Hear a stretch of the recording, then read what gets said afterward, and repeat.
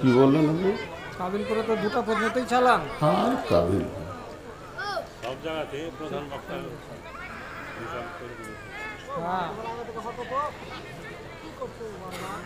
আলহামদুলিল্লাহ নাহমাদুহু ওয়া নাস্তাঈনুহু ওয়া নাস্তাগফিরুহু ওয়া নু'মিনু বিহি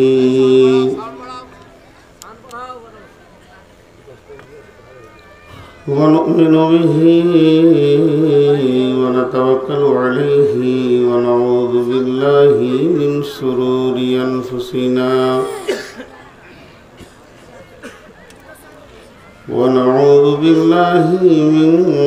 شرور أنفسنا ومن سيئات أعمالنا من يهده الله فلا مضل له ومن يضلله فلا هادي له وأشهد أن لا إله إلا الله وحده لا شريك له وأشهد أن محمدا عبده ورسوله الذي أرسله بالحق بشيرا ونذيرا وداعيا إلى الله بإذنه وسراجا منيرا أما بعد فإن خير الحديث كتاب الله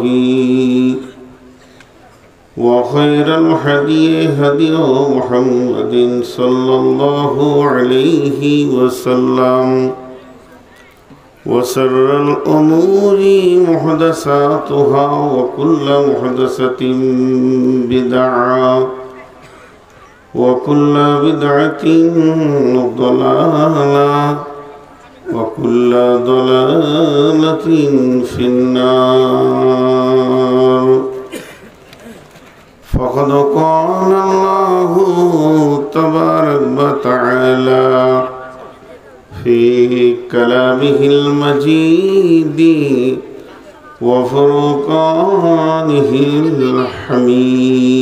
الحميد أعوذ بالله من الشيطان الرجيم يا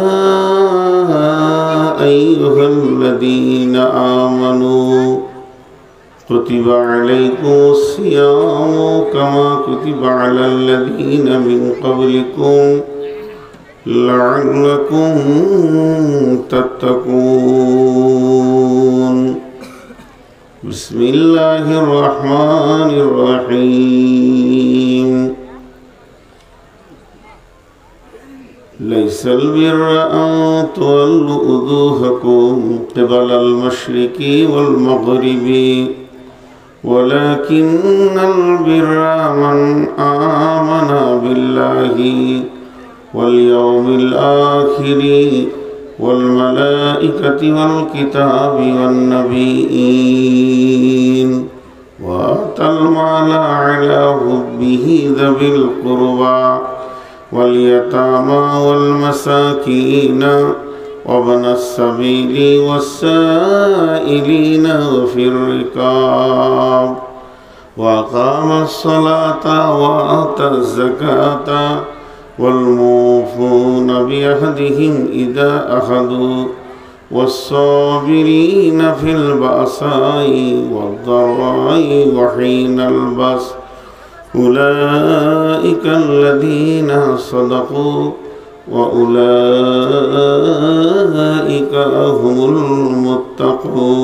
المتقون بسم الله الرحمن الرحيم قال رسول الله صلى الله عليه وسلم من صام رمضان إيمانا واحتسابا غفر له ما تقدم من ذنبه ومن قام قيام الليل ومن قام قيام الليلة القدر إيمانا واحتسابا غفر له ما تقدم من ذنبه ইসলামেরি সাউদানি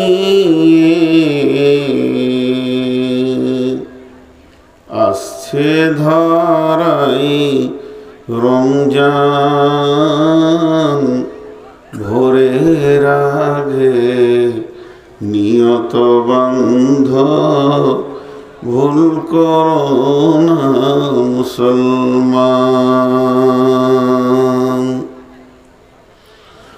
রমজানেরি 30 রোজা মাফ হবে তোর গুনার বোঝা মাসুম শিশুর মতো আল্লাহ জীবন তোমায় করবে দান ভোরের আগে নিয়ত বন্ধ ভুল করো না মুসলমান এই মাসেতে একটি রাত্রি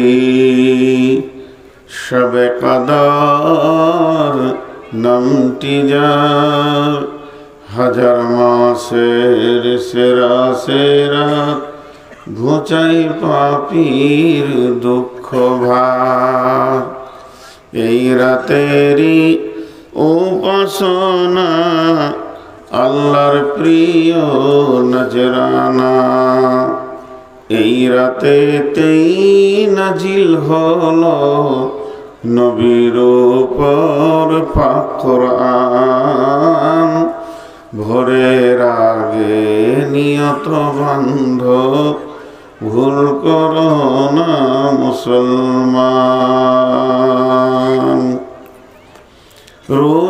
রোজাদারের দুইটি খুশি একটি খুশি ইফতারে অপরটি হায় আল্লাহর দিদার রোজ হাসরের প্রান্তরে এত সুন্দর মধুর ডাকে যেজন সদা লুকিয়ে থাকে রোজ হাসরে কানবে সেদিন পাবে না কো আল্লাহর দান ভোরের আগে নিয়ত বন্ধ ভুল করো না মুসলমান বেহেশতেরি 8 দরজা রাইয়ান নামে একটি দ্বার সেই দ্বারেতে ঢুকবে কেবল যারাই আল্লাহর রোজাদার রোজাদারের মুখের ঘ্যান মৃগনাভির খুশবু সুমান তাই তো এদের এত আদর করেন আল্লাহ রহমান ভোরের আগে নিয়ত বন্ধ ভুল করো না মুসলমান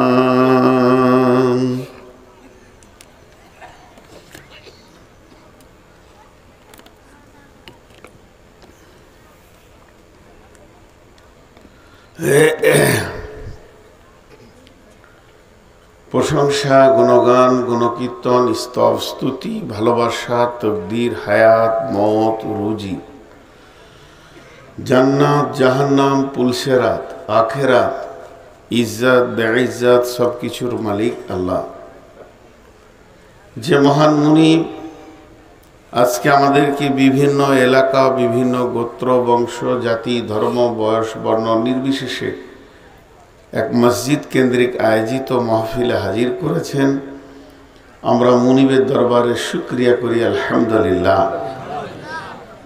দরুদ ও সালাম বর্ষিত হক আখিরি পয়গম্বর নবিকুল শিরোমণি ইমামুল আম্বিয়া নবী মুহাম্মদুর রাসূলুল্লাহ সাল্লাল্লাহু আলাইহি সাল্লামের উপর। আল্লাহুম্মা আমিন। আল্লাহুম্মা সাল্লি আলাইহি, আল্লাহুম্মা বারিক আলাইহি।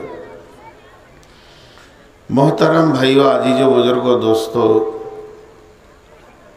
আমি আপনাদের কাছে ছোট্ট করে একটা আবেদন রাখছি, আর মহিলাদের কাছে একটা আবেদন রাখছি। মেয়েদেরকে বলছি, আপনারা আপোষে কথা বলবেন না, কানটা খোলা রাখবেন। ইনশাআল্লাহ কিছু পাবেন বলে আশা করছি, আল্লাহর উপরে ভরসা করে। পুরুষদেরকে বলছি, খুব ভালো বসেছেন, কিন্তু যার সামনে জায়গা ফাঁকা একটু যদি গুছিয়ে যেতেন এটা অনেক ভালো হতো। ইসলামের প্রতিটি জিনিস সুন্দর। ইসলাম এত সুন্দর ধর্ম, প্রত্যেকটি বিষয়ে ইসলাম মুখ খুলেছেন। পেশাবের ব্যাপারে, পায়খানার ব্যাপারে, উজুর ব্যাপারে, ক্ষুদ্র ক্ষুদ্র জিনিস, থুতুটা ডান দিকে ফেলবেন না বাঁ দিকে ফেলবেন, এটাও ইসলাম কথা বলেছে। তো মজলিসে বসার ব্যাপারেও কোরআন মুখ খুলেছেন। অতএব আমরা কোরআনওয়ালা, আমরা হাদিসওয়ালা, আমাদের বসাটা এমন হবে যে ত্রুটি মুক্ত হবে ইনশাআল্লাহ। বিধায় আপনারা সচেতন মানুষ, জ্ঞানী মানুষ, বুদ্ধিমান মানুষ, আপনাদের কাছে আমি হৃদয় ভরা একটা আবেদন রাখছি। আপনারা যারা সামনে জায়গা ফাঁকা রেখে দূরে বসেছেন, ওই জায়গাটা পুরো করে নেন। অনেক বড় আশা রেখে বললাম। আর এই খুঁটির কাছে যে তিনজন দাঁড়িয়ে আছেন, আপনাদের যদি বসতে না দেয় তো আমাকে বলেন, আমি বসিয়ে দিয়ে আসছি। কেন দাঁড়িয়ে থাকবেন আপনারা ভাই? আপনি সুন্দর মজলিসকে অসুন্দর করার জন্য তার কারণটা আপনি কেন হবেন? আপনার বিবেককে জিজ্ঞেস করেন যেটা আপনি ঠিক করছেন কি, তা আপনি বসে যান, সকলে বসে যান। এটা একটা আলাদা গ্রুপ হয়েছে, এটাতে জমে যান আল্লাহর রাস্তে। মাশাআল্লাহ, জাযাকাল্লাহ, মাশাআল্লাহ, জাযাকুমুল্লাহ, হাইয়াকুমুল্লাহ। ভালো লাগলো। আল্লাহর রাস্তে একটু জমে যান, একটু বেশি বিরক্ত করছি না আপনাদেরকে। জায়গা ছাড়ো, আগে বাড়ো, নাম পাল্টাবে, দাম বাড়বে। আগে বাড়লে দাম বাড়বে ইনশাআল্লাহ। সকলে একবার মহব্বতের সঙ্গে বলি আলহামদুলিল্লাহ, মাশাআল্লাহ। ভাই বসেন, যারা দাঁড়িয়ে আছেন এক দুজন বসে যান, আল্লাহর রাস্তে বসে যান। আচ্ছা, ওখানে যারা দু তিনজন দাঁড়িয়ে আছেন, আপনাদের অসুবিধাটা কি ভাই? আমি একটু জানতে চাইছিলাম। ও ভাই, আপনি যে তিরপলের গায়ে দাঁড়িয়ে আছেন, ওই ভদ্রলোকের অসুবিধাটা কি? ও কোনো পায়ের অসুবিধা আছে নাকি? ফোল্ডিং হয় না, বসতে পারে না? এখন বসে গেল, অভ্যাস খারাপ। বংশ পরিচয় দিবে, তারপরে বসবে। 1 মিনিট আপনাদেরকে আমি বিরক্ত করব। মানব কুলে আপনারাও যেমন জন্ম নিয়েছেন, আমিও জন্ম নিয়েছি। আমি ফেরেশতা কুলে নই, জিনের কুলেও নই। সুখ দুঃখ, বিপদ আপদ, চড়াই উতরাই আপনাদের জীবনে যেমন আছে, আমার জীবনেও সেরকম আছে। হায়াত মওত নিয়ে আমি পৃথিবীতে এসেছি। 490 সুগার স্টেজে বসেছি। পানি খেলাম, পিয়াস লাগেনি, জিভ শুকিয়ে যাচ্ছে। কমিটির কাছে অনেকবার আবেদন করেছি, আমাকে একটু আগিয়ে দেন। 2 ঘন্টা টাইম দিলাম, আপনারা আলোচনা করে আগান। আমি সুখী মোর একরোলে মাগরিব পড়েছি, এশা পড়েছি। ফোন করলাম, চলে আসেন, 10টার পরে পরেই দিব। প্রথম বলেছিল 11:30। তো ভাবলাম যাক 11টাতে দিলেও 1 ঘন্টাও যদি বলি তো 12টা হবে। তো 11:30 বলেছে, তো সেটাকে ক্রস করলো আরও 8 মিনিট। মানুষ আমি ফেরেশতা নয়, আমার মধ্যে কাম রিপু সবই আছে আপনাদের মতো। তো এখন 4খানা ট্যাবলেট খেয়ে উঠেছি, 1টা 2টা নয়, 4টা ওষুধ খেয়েছি। তারপরে এসে বসলাম। হয়তো বা আল্লাহ এই চেয়ারেই কোনো দিন নিয়ে নেবে আমাকে। তো এগুলো একটু, যখন কোনো মানুষ নিজেকে অসুখ মনে করে, একটু কনসিডার করতে হয়। আর কেউ যদি খোদ্দারি করে, আমি দেখতে পারি না। আমি কারো খোদ্দারি মেনে নিই না, একমাত্র মানি আল্লাহকে। আমি আল্লাহর মহতাজ, আমি আল্লাহর কাছে দায়বদ্ধ, কারো কাছে দায়বদ্ধ নই। বিধায় যখন কোনো মানুষ তার কোনো আবেদন করবে, যদি 5টা মিনিট কনসিডার করতেন, 5 মিনিট যদি 25-এও তুলতেন, হৃদয়টা খুশি হতো যে আমার আবেদনটা 5 মিনিটের জন্য শুনেছে, বরং 5 মিনিট পার করেছে। তো যাই হোক, আমি আমার দুঃখ বললাম, গোলামিত্বের জীবনকে কবুল করেছি। এখন আপনাদের সামনে খুব স্বল্প সময়ে কিছু কথা বলবো, তারপরে বিদায় নেবে ইনশাল্লাহ। হায়াত বাকি, তো আগামীতে আবার মোলাকাত বাকি। আর যদি আল্লাহ নিয়ে নেই তো আপনিও থাকবেন না, আমিও থাকবো না। আমি আপনাদের সামনে 2টি আয়াত পড়েছি সূরা বাকারা থেকেই, আর একটা হাদিসে নববী পড়েছি। এইগুলোকে সামনে রেখে কয়েকটি কথা বলবো। আজকে বৃহস্পতিবার, কিন্তু রাতটা হচ্ছে শুক্রবারের, আরবিতে ধরতে গেলে শুক্রবারের রাত চলছে। ফজরের নামাজের পরে কালকে জুমা হবে, কালকে শুক্রবার, পরের দিনটা থাকবে শনিবার। সকলেই আমাদের আশা আকাঙ্ক্ষা, মনে কৌতূহল, আনন্দ, উৎফুল্লতায় মেতে আছি। শনিবারের পরের দিন থেকে মাহে রমজান, রহমতের মাস, বরকতের মাস, মাফের মাস, নজুলে কোরআনের মাস আমাদের কাছে এসে হাজির হচ্ছে ইনশাআল্লাহ তাআলা। সেই রহমতের মাস আমাদের কাছে আসছে। যারা রোজাদার, যারা রোজা রাখেন, তারা আনন্দে উৎফুল্ল হচ্ছে। গুনাহ মাফের জন্য আল্লাহ একটা জারিয়া বানিয়ে দিয়েছে। সেই রমজান মাসটা কিন্তু আমি আয়াত পড়েছি আপনাদের সামনে। আপনারা ভাববেন যে আমি রোজার কথা বলবো, জি না। আমি রমজানের মাসের তাৎপর্যও বলবো, জি না। মানুষ রমজানের বিষয়ে জানতে জানতে শেষ পর্যন্ত জেনে নিয়েছে। আমি কিছু দর্শন তথ্য আপনাদের সামনে তুলে ধরবো রমজানকে সামনে রেখে ইনশাআল্লাহ তাআলা। আজকে আমাদের সামনে রোজা আসছে, এটা একটা ইবাদত। রোজা একটা ফরজ ইবাদত, আল্লাহ কোরআনে এটা ফরজ করে দিয়েছেন। তো এই যে রোজা আমাদের সামনে আসছে, ফরজ ইবাদত আসছে, যার জন্য আমরা এত আনন্দিত হয়েছি, সেই ফরজ ইবাদতটা কি কাজে লাগে? কেন বা আমাদেরকে আল্লাহ এমন করলেন? কেন বা আল্লাহ আমাদেরকে খেতে দিচ্ছেন না? এর ভিতরে আপনার আমার লাভ কি লুকানো আছে? আল্লাহ নিশ্চয়ই এর ভিতরে কিছু গোপন রহস্য রেখেছেন। না খাওয়ার ভিতর দিয়ে একটা ইবাদত আল্লাহ তৈরি করেছেন। যে ইবাদতটার মধ্যে একটাই জিনিস আছে, সেটা হচ্ছে না খাওয়া। পৃথিবীতে যত ইবাদত আছে A to Z, আমার এই যদি কেউ ধ্যান দিয়ে আমার 10 মিনিটের উপস্থাপনাটা শোনেন, তো আমি আশা করি, আমার আল্লাহর ওপরে ভরসা করে বলছি, ওকে আর গোটা বায়ানটা শুনতে হবে না।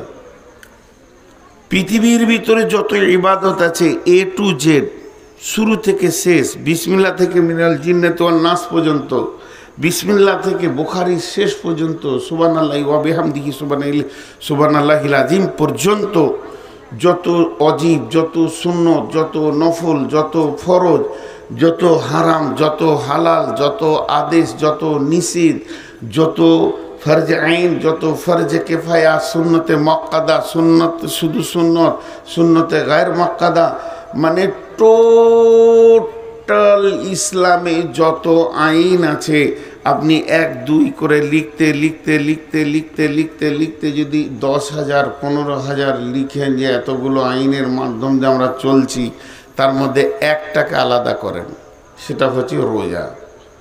সেটা হচ্ছে রোজা, সম। রোজাটা হচ্ছে ফার্সি ভাষা। এই সমটাকে আলাদা করেন, বাকি ইবাদতটিকে আলাদা করেন। একে একা আলাদা করতে বললাম কেন? একে একা আলাদা করতে বললাম এই জন্যই যে এই ইবাদতটা আর বাকি ইবাদতের মধ্যে একটা পার্থক্য আছে। একটা পার্থক্য, সবাই ধ্যান দিয়ে শুনেন। সেই একটা পার্থক্য কি?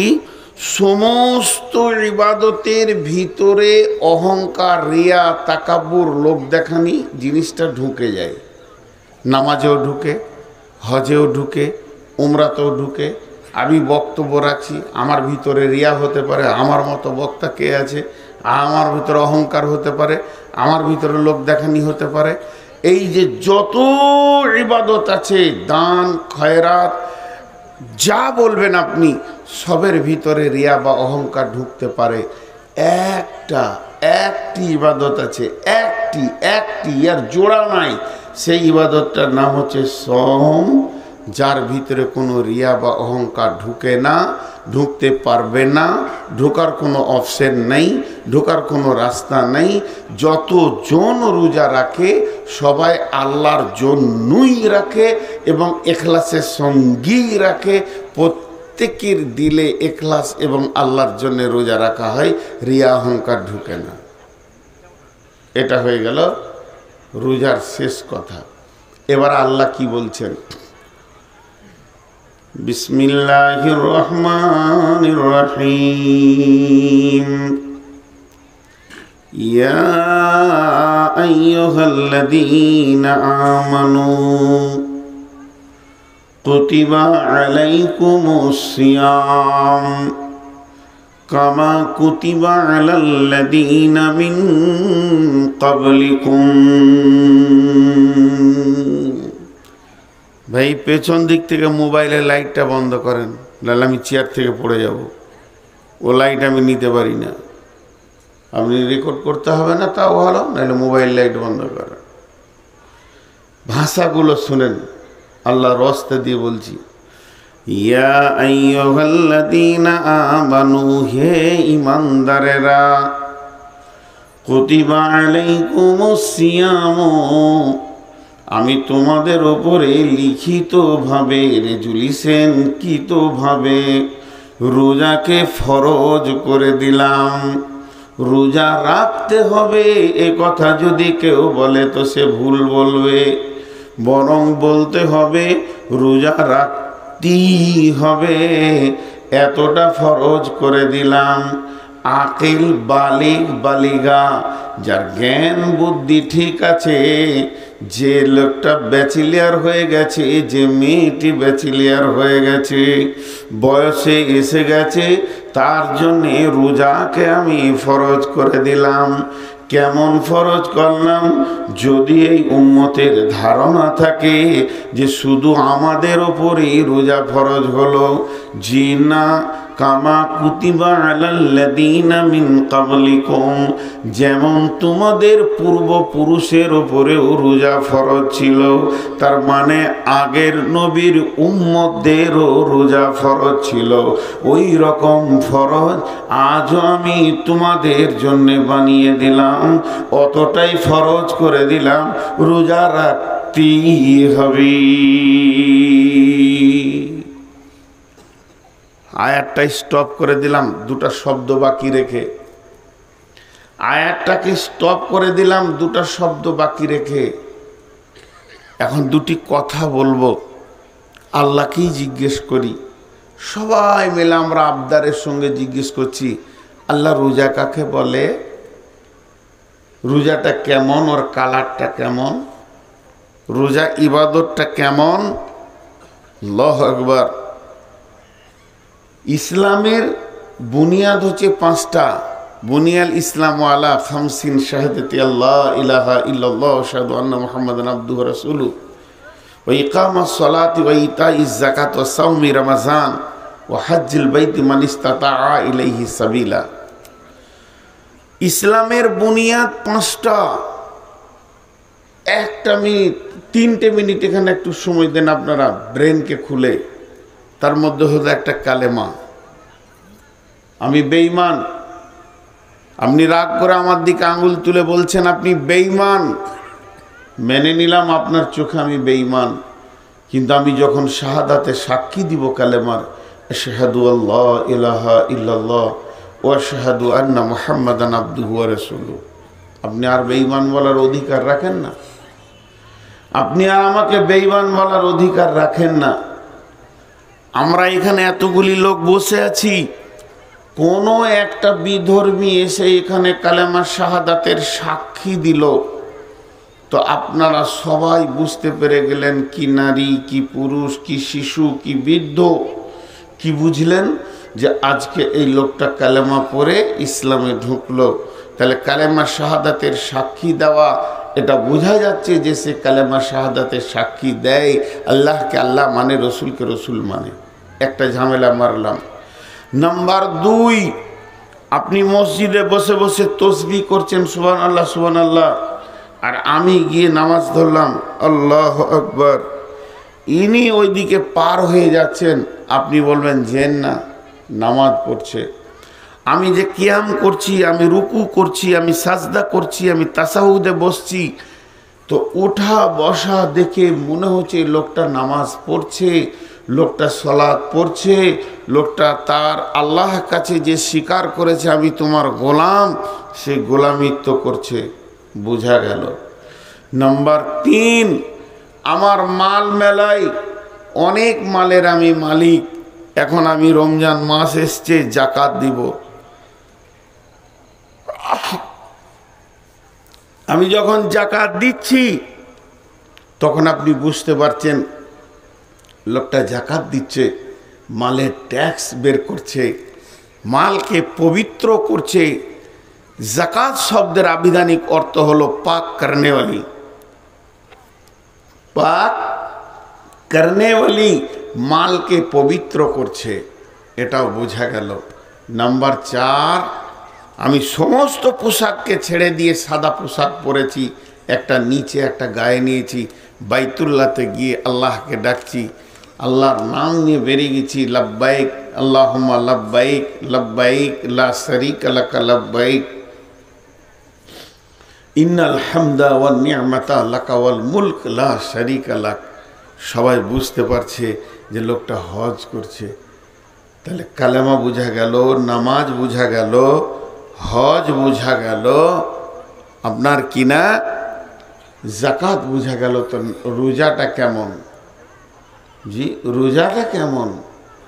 তোমায় ভালোবাসি আল্লাহ, তোমায় ভালোবাসি, তোমায় ভালোবাসি বলে তোমার কাছে আসি, শকতে সে সন্তোষিতে ভরা একটি মাস, উষা হতে নিশাবতী থাকি উপবাস। আমি রোজা রাখবো কেমন করে? আল্লাহ রোজার রূপটা বলে দেন, রোজার বর্ডার বলে দেন। আল্লাহ নবীজি সলাতের বর্ডার বলেছেন যে তাসলিমু তাহলিলুহা ওয়া তাকবীরু তাহরিমুহা। তুমি যখন তাকবীরে তাহরিমা বাঁধবে, এটা নামাজের শুরু হবে, আর যখন তুমি সালাম ফিরবে তো তোমার নামাজ শেষ হয়ে যাবে। তাহলে নামাজের একটা বর্ডার পেলাম।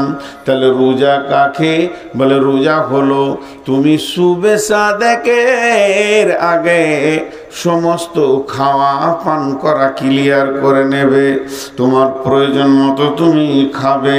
সাহারি খাও, সাহারির ভিতরে বরকত লুকানো আছে, আল্লাহর নবী বলেছেন। তাহলে আপনারা আমরা সাহারি খেয়ে নিলাম, এরপরে তুমি খেতে পাবে না। সকালে চা চলবে না, মাছ মাংস চলবে না, রুটি ভাত কিছুই চলবে না। দুপুর বেলায় 1 গিলাস পানি, আমি বেশি কিছু চাই না, বলে এটাও তোমার চলবে না। চলবে না তো চলবে না, গরুবু শামস পর্যন্ত চলবে না। যতক্ষণ পর্যন্ত সূর্য না ডুবেছে অতক্ষণ পর্যন্ত চলবে না। পশ্চিম গগনে সূর্য ডুবে গেল, আমার আপনার কিনা মাগরিবের আজান হয়ে গেল। সাদা ভাষাই বলে দিই, ফজরের আগে থেকে মাগরিব পর্যন্ত আমি খেতে পেলাম না, আমি পান করতে পারলাম না। আমার দ্বারা খাওয়া পান করা সমস্ত কিছু বিরতি করতে হলো। শুধু তাই নয়, এই পর্যন্তই শেষ নয় বন্ধুরে। যদি আল্লাহকে বলি, আল্লাহ পৃথিবীর মহিলা তো আমার জন্য হারাম, তবে একটা মেয়েকে আমি হালাল করেছি, যাকে আমি মহারানা দিয়েছি, যাকে আমি বিবি বলে কাছে এনেছি, ওই মহিলাটা তো আমার জন্য হালাল। তাহলে এই ক্ষুধার্ত অবস্থায় একটু সময়টা কাটিয়ে নেব, দুপুর বেলাটা জোহর থেকে আসর পর্যন্ত স্বামী স্ত্রীর দৈহিক আনন্দটা করে নিব। আল্লাহ বলছে খবরদার চলবে না। তার মানে খেতেও দেবে না, পান করতেও দেবে না, বিবির কাছে আপনাকে আমাকে যেতে দেবে না। চারিদিক থেকে যেন আমি প্রতিবন্ধকতার ভিতরে পড়ে গেলাম। এখন আল্লাহ তাবারাক ওয়া তাআলা বলছেন, কেন আমি এই রোজাকে এত সম্মানী বানিয়েছি। ইন্নামা ইয়াতরুকু তাআমাহু ওয়া শারাবাহু, আর আমার গোলামেরা তারা আমার জন্য খাওয়াটা ছেড়েছে, আমার জন্য পান করা ছেড়েছে, আমার জন্য বিবির সঙ্গে সম্পর্ক ছেড়েছে। আমি আল্লাহ হুকুম করে দিয়েছি, তাদের জবানকে তারা বন্ধ করে দিয়েছে। এর জন্যে রোজার বদলা আমি আল্লাহ নিজে হব। তার মানে না খাওয়ার নাম হলো রোজা। সাদা ভাঁটায় দুটি কথা বললাম, এবার আমি একটু যুক্তিতে যাব 5টা মিনিট, তারপর আবার কোরআনের আয়াতে আসব। যুক্তিটা কি? যে আল্লাহ আমাদেরকে খেতে দিল না, পান করতে দিল না। একটা হলো মহব্বত, একটা হলো রাগ। একটা হলো মহব্বত, একটা হলো রাগ। জি, মানুষ রাগে, দুটা কথা আগে বেড়ে যাচ্ছে। আমার ভিতরও রাগ আছে। যে পুরুষের রাগ নাই সে পুরুষ নয়, সে হিজড়ে। জিহাদের মতো ইবাদতটা করতে গেলে রাগের দরকার আছে। উজুবিহীন যেমন নামাজ হয় না, উজুবিহীন নামাজ হয় না, উজু ছাড়া নামাজ হয় না, রাগ ছাড়া জিহাদের মতো ইবাদতটা হবে না। রাগ ছাড়া মানুষের একটা অভ্যাস আছে, আমি যখন খুব যদি রেগে যাই 5 জন এসে বলবো আপনি মৌলবি মানুষ, রাগ করছেন কেন? তার মানে মৌলবিদের জন্য জিহাদ কি মাপ আছে? মাপ নাই। তাহলে রাগ আমাকেও রাখতে হবে। আর পজিশন বুঝতে হবে যে মানুষকে কখন কথা বলতে হয়, কখন মিষ্টি বলতে হয়, কখন আমি রেগে আছি আপনি মিষ্টি করে বলেন, আপনি রেগে আছেন আমি মিষ্টি করে বলবো, তবেই পৃথিবী চলবে। জি ভাই, এক হুজুর মৌলানা সাহেব মানুষ বাথরুমে যাচ্ছে তাড়াহুড়ো করে বালতি নিয়ে, এখন ওর নিম্ন চাপ উঠেছে, এমন সময় গিয়ে একজন বলছে আসসালামু আলাইকুম। কেমন লাগবে? কাপড়ে পায়খানাই হবে। এই অবস্থায় পজিশন বুঝতে হয়। কিছু ছেলে আছে পজিশন বোঝে না। তো যে কথাটা আপনাদের সামনে আমি বলতে চাইছি যে একটা হলো রাগ আর একটা হলো মহাব্বত। রাগ কেমন? রাগ কাকে বলে? উদাহরণ, একটা ছোট একটা ভাই আছে, উদাহরণটা মন দিয়ে শুনেন। ছোট ভাই ক্লাস 3-তে কিংবা 4-এ পড়ে, স্কুল যায়নি। বড় ভাই এসে বলছে তুই স্কুল গেলি না? মানে স্কুল গেলি না কেন? তুই চুপ করে আছে, মারেছে একটা কানে চর। স্কুল যাবি না? বড় ভাই মেরেছে। ও রাগ করে নিলে ভাত খাবে না। মারলে কেন? উইও বাপের বেটা, আমিও বাপের বেটা, আমাকে মারবে কেন? ভাত খেলো না, শুয়ে আছে। জোহরের নামাজ হয়ে গেল, শুয়ে আছে। মা ডাকছে, বোন ডাকছে, খাবো না। তখন মা বলছে বড় বেটাকে, মেরেছিস তুই? ডাকগা। খাইনি কো আজকে। ও রাগ করে। তখন বড় বলছে উনা খাগা, ওকে আমি ডাকতে দিতে পারবো না। এটা একটা কথা। আর খান জি মৌলানা সাহেব এসছেন? বলে হ্যাঁ। নাস্তা খান? না খাও না। তো ভাত খান? না ভাত খান। রুটি খান? না খাও না। তা এক কাপ চা খান? দরকার নেই। তার একটা পান খান। এই খান এটা হলো মহব্বতের প্রতীক। খবরদার খাবি না, এটা হলো রাগের প্রতীক। অথচ আমার আল্লাহ লাখো মায়ের থেকে মহব্বত বান্দার উপরে বেশি রাখে। আল্লাহর দাবি মায়ের থেকে লাখো কোটি গুণের মহব্বত বান্দার উপরে আল্লাহ বেশি রাখেন। আল্লাহ যে কত মহব্বত, কেউ বলে 99টা মায়ের থেকে, কেউ বলে 1000 মায়ের থেকে, কেউ বলে কোটির। জি না, এর কোনো হিসাব নাই। একটা মায়ের মহব্বতের সঙ্গে আল্লাহর মহব্বতের কোনো তুলনা করা যাবে না, এত মহব্বত। কিন্তু বন্ধু, দুটোর মধ্যে পার্থক্য কি? যদি কোনো ছেলে না খেয়ে রাগ করে, মা বেচैन হয়ে যায়। বেটা খেয়ে নাও। যদি কোনো ছেলে না খেয়ে রাগ করে, মা বেচैन হয়ে যায়। আর আমার আল্লাহ দাবি করছেন আমার মহব্বত বেশি। আবার পুরা একটা মাস আমাদেরকে একদম শুবে সাদেক থেকে সূর্য ডোবা পর্যন্ত খাওয়া পানাহার থেকে বিরত রেখে দিয়েছে। তাহলে কাজের সঙ্গে দাবির তো মেল হচ্ছে না। আল্লাহর দাবি মহব্বত বেশি, কিন্তু কাজের দিকে এগিয়ে দেখছি আমার রব কিন্তু কাজের ময়দানে গজবটা বেশি দেখাচ্ছে। জি না বন্ধুরে, চলেন আবার আয়াতে যাই। বিসমিল্লাহির রহমানির রহিম। ইয়া আইয়ুহাল্লাযীনা আমানু, হে ঈমানদারেরা, কুতিবা আলাইকুমুস সিয়াম, হে আমার গোলামেরা, ওরে আমার মুমিন বান্দারা, তোমাদের উপরে আমি রমজান মাসের সিয়ামকে ফরজ করে দিলাম। একদম অপরিহার্য বিবেক যদি তোমার থাকে, যে শর্তগুলিতে তুমি মাপ পাবে, সফরে পাবে, অসুস্থতে পাবে, পরবর্তীতে রেখে নেবে, মেয়েদের মেন্স হলে পাবে, পরবর্তীতে রেখে নেবে, সমস্ত শর্তকে ধরে বাদ দিয়ে তোমাদের ওপরে আমি ফরজ করে দিলাম, যেমন ফরজ করেছিলাম তোমাদের পূর্বপুরুষের ওপরে।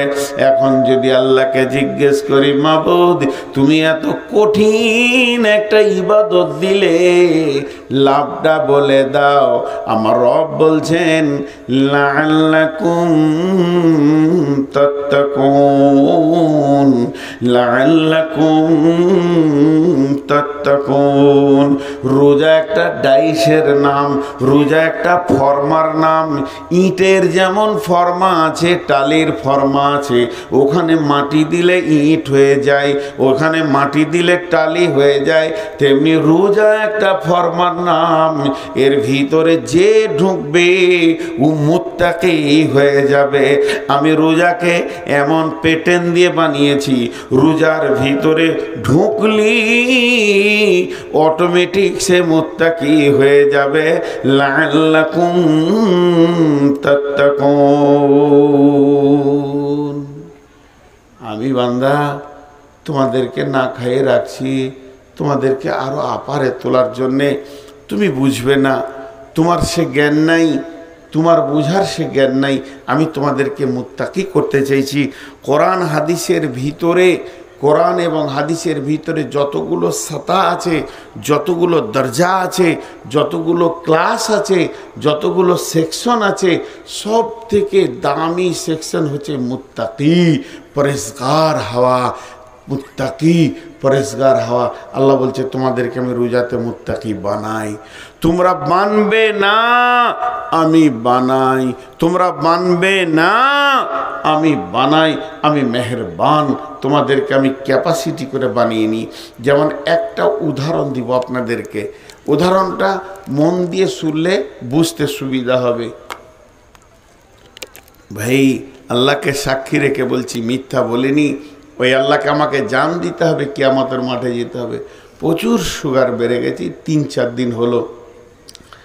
যাক, আর একটা জালসা আছে, তারপরে ডাক্তার দেখাবো ইনশাল্লাহ। রমজান মাসে আবার অনেকগুলো সফর আছে, বাংলাদেশে যেতে হবে 15 দিনের জন্য। জালসা নাই, আমি নিজের কাজে যাব। তো যাই হোক, আল্লাহ বানাচ্ছে, আমরা বানবো না, আল্লাহ বানাচ্ছে। সেটা কেমন একটা উদাহরণ দিচ্ছি। আমরা যে নামাজের রুকুনগুলো চেঞ্জ করি, তো একটা তকবীর পড়ি। তকবীরটা কি বলি? আল্লাহু আকবার বলি না ভাই? একটা তকবীর আমরা সবাই বলি, ইমাম সাহেব বলে, আমরা উঠা বসা করি। সেই তকবীরটা কি? আল্লাহু আকবার। কিন্তু নামাজ, সালাত কাকে বলে? তকবীরে তাহরিমা থেকে শুরু হলো, সালাম ফেরাতে গিয়ে শেষ হবে। সলাতের ভিতরে কোনো চিন্তা করা যাবে? জি ভাই, আপনারা মুখ খুলেন। সলাতের ভিতরে কোনো চিন্তা করা যাবে? এই যে মাধ্যমিক পরীক্ষা হয়ে গেল 3 দিন আগে, এই ছেলেগুলো যদি 0 পায়, লাভ হবে? একবার আপনারা আমার সঙ্গে 2 মিনিট কথা বলেন। 0-র কোনো মূল্য আছে? ডান দিকে যদি বসে, হ্যাঁ, যদিও 0 ঠিক জায়গায় বসালে 10 গুণ বেড়ে যাবে। বাড়বে কি বাড়বে না? তাহলে 0-রও মূল্য আছে। তো হারাম, হারাম, হারাম ভালো জিনিস না খারাপ জিনিস? সবাই বলেন হারাম ভালো না খারাপ? জি, কিন্তু হারাম খারাপ। কাবা শরীফের নাম হচ্ছে হারাম শরীফ, কাবার নাম হারাম। মক্কাওয়ালারা জিজ্ঞেস করে হারাম হারাম, গাড়িওয়ালারা বলবে হারাম হারাম হারাম, আপনি হারামে যাবেন, তাহলে ওটা ভালো না খারাপ? এবার ভেজাল লেগে গেল, ওটা ভালো। এবার পৃথিবীর সব থেকে বড় ইবাদত হচ্ছে সলাৎ, এর থেকে বড় ইবাদত আর নেই। এটা আল্লাহ বান্দা বান্দা আল্লাহ হয়ে আছে, এখনো কোনো ফেরেশতা মাঝে ঢুকেনি। তো এই এই এই সলাতের প্রথম তকবীরটার নাম কি? তকবীরে তাহরিমা। সবাই বলেন তকবীরে, বাংলায় বলেন হারাম তকবীর। ওর নাম হারাম কেন হলো এবার বলেন? হারাম দিয়ে শুরু হলো নামাজ, আর শেষ হবে হালাল দিয়ে। কেন হারাম বলা হলো সবাই আপনারা জানেন, তাও বলে দিছি। আল্লাহ তাবারক ওয়া তাআলা নবী বলতে চাইছেন, যখন তুমি ওই তকবীরটা পড়বে, তকবীরে তাহরিমা, তার মানে তোমার দুনিয়া চিন্তা হারাম হয়ে গেল, ঘর বাড়ি চিন্তা হারাম হয়ে গেল, তোমার কাছে আর কোনো চিন্তা থাকবে না। আবার যখন তুমি সালাম ফিরবে, তোমার জন্য সব হালাল হয়ে গেল। ছেলের চিন্তা, বিবির চিন্তা, সংসারের চিন্তা, কারবারের চিন্তা, ব্যবসা বাণিজ্য, চাষবাস, চাকরি বাকরি, সমস্ত চিন্তা হারাম। তাহলে মধ্যখানে কিছুক্ষণ আপনাকে পৃথিবী থেকে বিচ্ছিন্ন হয়ে যেতে হবে, পৃথিবীর কারবার থেকে বিচ্ছিন্ন হতে হবে, তকবীরে তাহরিমা থেকে সালাম ফিরা পর্যন্ত। এবার বলেন ওই সময় আমার মনটা কেমন থাকবে? বলে ওই সময় মনটা থাকবে, সহিহ বুখারীর হাদিস আছে, আল্লাহর নবী বলছেন, তুমি দেখো, তুমি মনে মনে চিন্তা করো, আমি আল্লাহকে দেখছি। যদি তা না পারো, এত আপার লেভেলে যদি না যেতে পারো, এর থেকে লোয়ার আর একটা চিন্তা আছে, আমাকে আমার আল্লাহ দেখছে। এই ধ্যানই তোমাকে নামাজটা শেষ করতে হবে, এটাও তো আমার মনে থাকছে না। তো বিশ্বনবী একটা তকবীর দিলেন, কি তকবীরটার নাম হচ্ছে সামি আল্লাহ হুলিমান হামিদা। কখন? একবার আছে না? প্রতি রিকাতে একবার আছে কি না? আল্লাহু আকবার, আল্লাহু আকবার। রুকু থেকে সাজদায় গেলাম, আল্লাহু আকবার, আল্লাহু আকবার, আল্লাহু আকবার, আল্লাহু আকবার, আল্লাহু আকবার। আবার রুকু গেলাম, আল্লাহু আকবার। যখনই রুকু থেকে উঠব, আল্লাহু আকবার নয়, সামি আল্লাহ বলেন, সামি আল্লাহ হুলিমান হামিদা। এই শব্দটার মানে জানেন? এই শব্দটার মানে হচ্ছে শুনছেন আল্লাহ। সামি আল্লাহ মানে শুনছেন আল্লাহ, হুলিমান হামিদা, আমি তার জন্যে যা প্রশংসা করছি উঠা বসার ভিতরে, এটা আমার আল্লাহ শুনছে। তাহলে আমার জবান দিয়ে প্রতি রিকাতে একবার করে আমি বলতে রয়েছি, আমার আল্লাহ শুনছে আমি যেটা তার প্রশংসা করছি। তার মানে আল্লাহর হাজিরটাকে স্বীকার করলাম, আল্লাহ যে আমার কাছে রয়েছেন, আল্লাহ আমার মনগুলো শুনছেন, আল্লাহ আমার দোয়াগুলো শুনছেন, আমি তার কাছে ভিখারির মতো যা চাইছি তা শুনছেন, আমি তার কাছে গিড়গিড়িয়ে যে কাঁদছি সেটাও শুনছেন। এই কথাটা প্রতি রিকাতে আমি বলতে রয়েছি। আমার রব বুঝবেন যে আমার গোলাম আমার হাজিরিকে স্বীকার করে নিয়েছে, যাতে করে নামাজটা কবুল হয়ে যায়। বন্ধুরে আমার, তেমনি আমার আল্লাহ বড় মেহেরবান, সারা বছরে একটা মাসকে আমাদেরকে দিয়ে দেয়। যত গুনাহ করেছিস এমন একটা আগুনের ভাঁটিতে আমাদেরকে ভরে দেয়। সেই ভাঁটিটার নাম হলো না খাওয়া ভাঁটি। না খেয়ে বান্দা যখন ধুকে ধুকে কষ্ট পায়, লোহাকে সোনাকে মানে ভাঁটিতে ভরে, তার দাম বাড়ানোর জন্যে, দাম কমানোর জন্যে নয়। তার কাছ থেকে জং ছেড়ে যাবে, ময়লা ছেড়ে যাবে, খাতগুলো চলে যাবে, সলিড সোনাটা দাঁড়িয়ে যাবে। তো আল্লাহ তাবারক ওয়া তাআলা বলছেন, আমি রোজাটাকে একটা ভাঁটি বানিয়েছি, একটা আপনার কি না ওই ফর্মা বানিয়ে দিয়েছি। এই ফর্মাতে যতজন ঢুকবে, লাআল্লাকুম তাত্তাকুন, প্রত্যেকেই মুত্তাকি হয়ে যাবে। একবার বলেন সুবহানাল্লাহ। এমন একটা ইবাদত আল্লাহ আমাদেরকে দিয়েছে, যে ইবাদতের মাধ্যম দিয়ে আমরা মুত্তাকি হয়ে যাব, মুত্তাকি হয়ে যাব, মুত্তাকি হয়ে যাব। এর থেকে আর সুখবর কি আছে ভাই? এর থেকে আর কি সুখবর আছে? আল্লাহ আমাদেরকে বানিয়ে নিছেন। আহা, আপনারা কি করতেন জানি না, আমার নিজের একটা জীবনী ছোট কথা বলি। আমার বড়টা, আমার বোন আছে একটা, তারপরে আমি, আর আমাকে পৃথিবীতে রেখে আমার মা আল্লাহর ডাকে চলে গেছেন। তো আমি মাকে মনে পড়ে হালকা চেহারাগুলো, মায়ের আদর জানি না, তবে আব্বা অনেক দিন বেঁচে ছিলেন আমার বিয়ে হওয়া পর্যন্ত, বাকি ওই ছোট বয়সে মা গেছে। তা আমার বড়টা আমার বোন, দুই ভাই বোনে প্রাইমারি স্কুল যেতাম, বুঝতে পারছেন কি না। স্কুল যাওয়ার কারণ কি, সকালে উঠি গোসল করে প্যান্ট জামা পরে রেডি হতাম, মনে হতো যেন অফিসে চললো, এত ব্যস্ত আর কি। কেক দেবে, কেক, স্কুলে কেক পাওয়া যেত আমাদের জামানা, এখন তো ভাত খাওয়াচ্ছে। তো কেকটার লোভে সেই ছোট বর্ণ পরিচয় বইটা নিয়ে দৌড়তাম, আর ছুটির ঘন্টা একটু সাউন্ড পেলেই বই পড়ে থাকতো, মারতাম দৌড়। ওই বইটা আমার বোন কুড়িয়ে আনতো প্রতিদিন। এই ছিল জিন্দেগি, আনন্দ। যে ওই যে একটা কেক সরকার থেকে বরাদ্দ ছাত্রদেরকে দাও, তার লোভে আমি এগিয়ে যাচ্ছি। তো আল্লাহ তাবারাক ওয়া তাআলা আমাদের জন্য কি রেখেছেন দেখেন, কত বড়। ছোট্ট করে একটা উদাহরণ দিব, এই উদাহরণটার ভিতরে আপনারা অনেকগুলি কথা পেয়ে যাবেন। আপনাদের এখানে অনেক ইট ভাটা আছে না, বাংলা ভাটাও আছে, ইটের ভাটা চলে। তো যে মিস্ত্রি ইট বানাবে, ও একটা কোদাল আর বালতি নিয়ে বের হয়েছে বাড়ি থেকে, 2 বালতি পানি মেরে দিল মাটিতে, এবার কোপ মারতে শুরু করেছে। তো মিস্ত্রি যখন কোপ মারতে শুরু করেছে, তখন মাটি মিস্ত্রিকে বলছে, আমাকে কোপ মারছো কেন, আমি কি করলাম?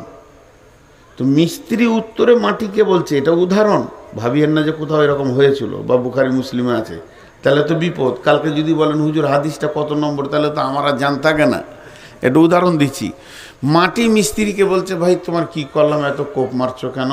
তো মিস্ত্রি উত্তরে বলছে, চুপ কর, তোরই দাম বাড়বে, চুপ কর, তোরই দাম বাড়বে, তুই কোপ খা। দিয়ে কোপানো হয়ে গেল, এবার পানি আর বালু দিয়ে লাত মারছে, লাত মারলে দাম বাড়ে না কমে? আপনারা উঠে এসে যদি আমার বুকে একটা লাত মেরে দেন, দাম বাড়বে। এই মোবাইল বন্ধ করো, মোবাইলের লাইট আমি নিতে পারি না, মাথা ঘুরে পড়ে যাবো বলছি।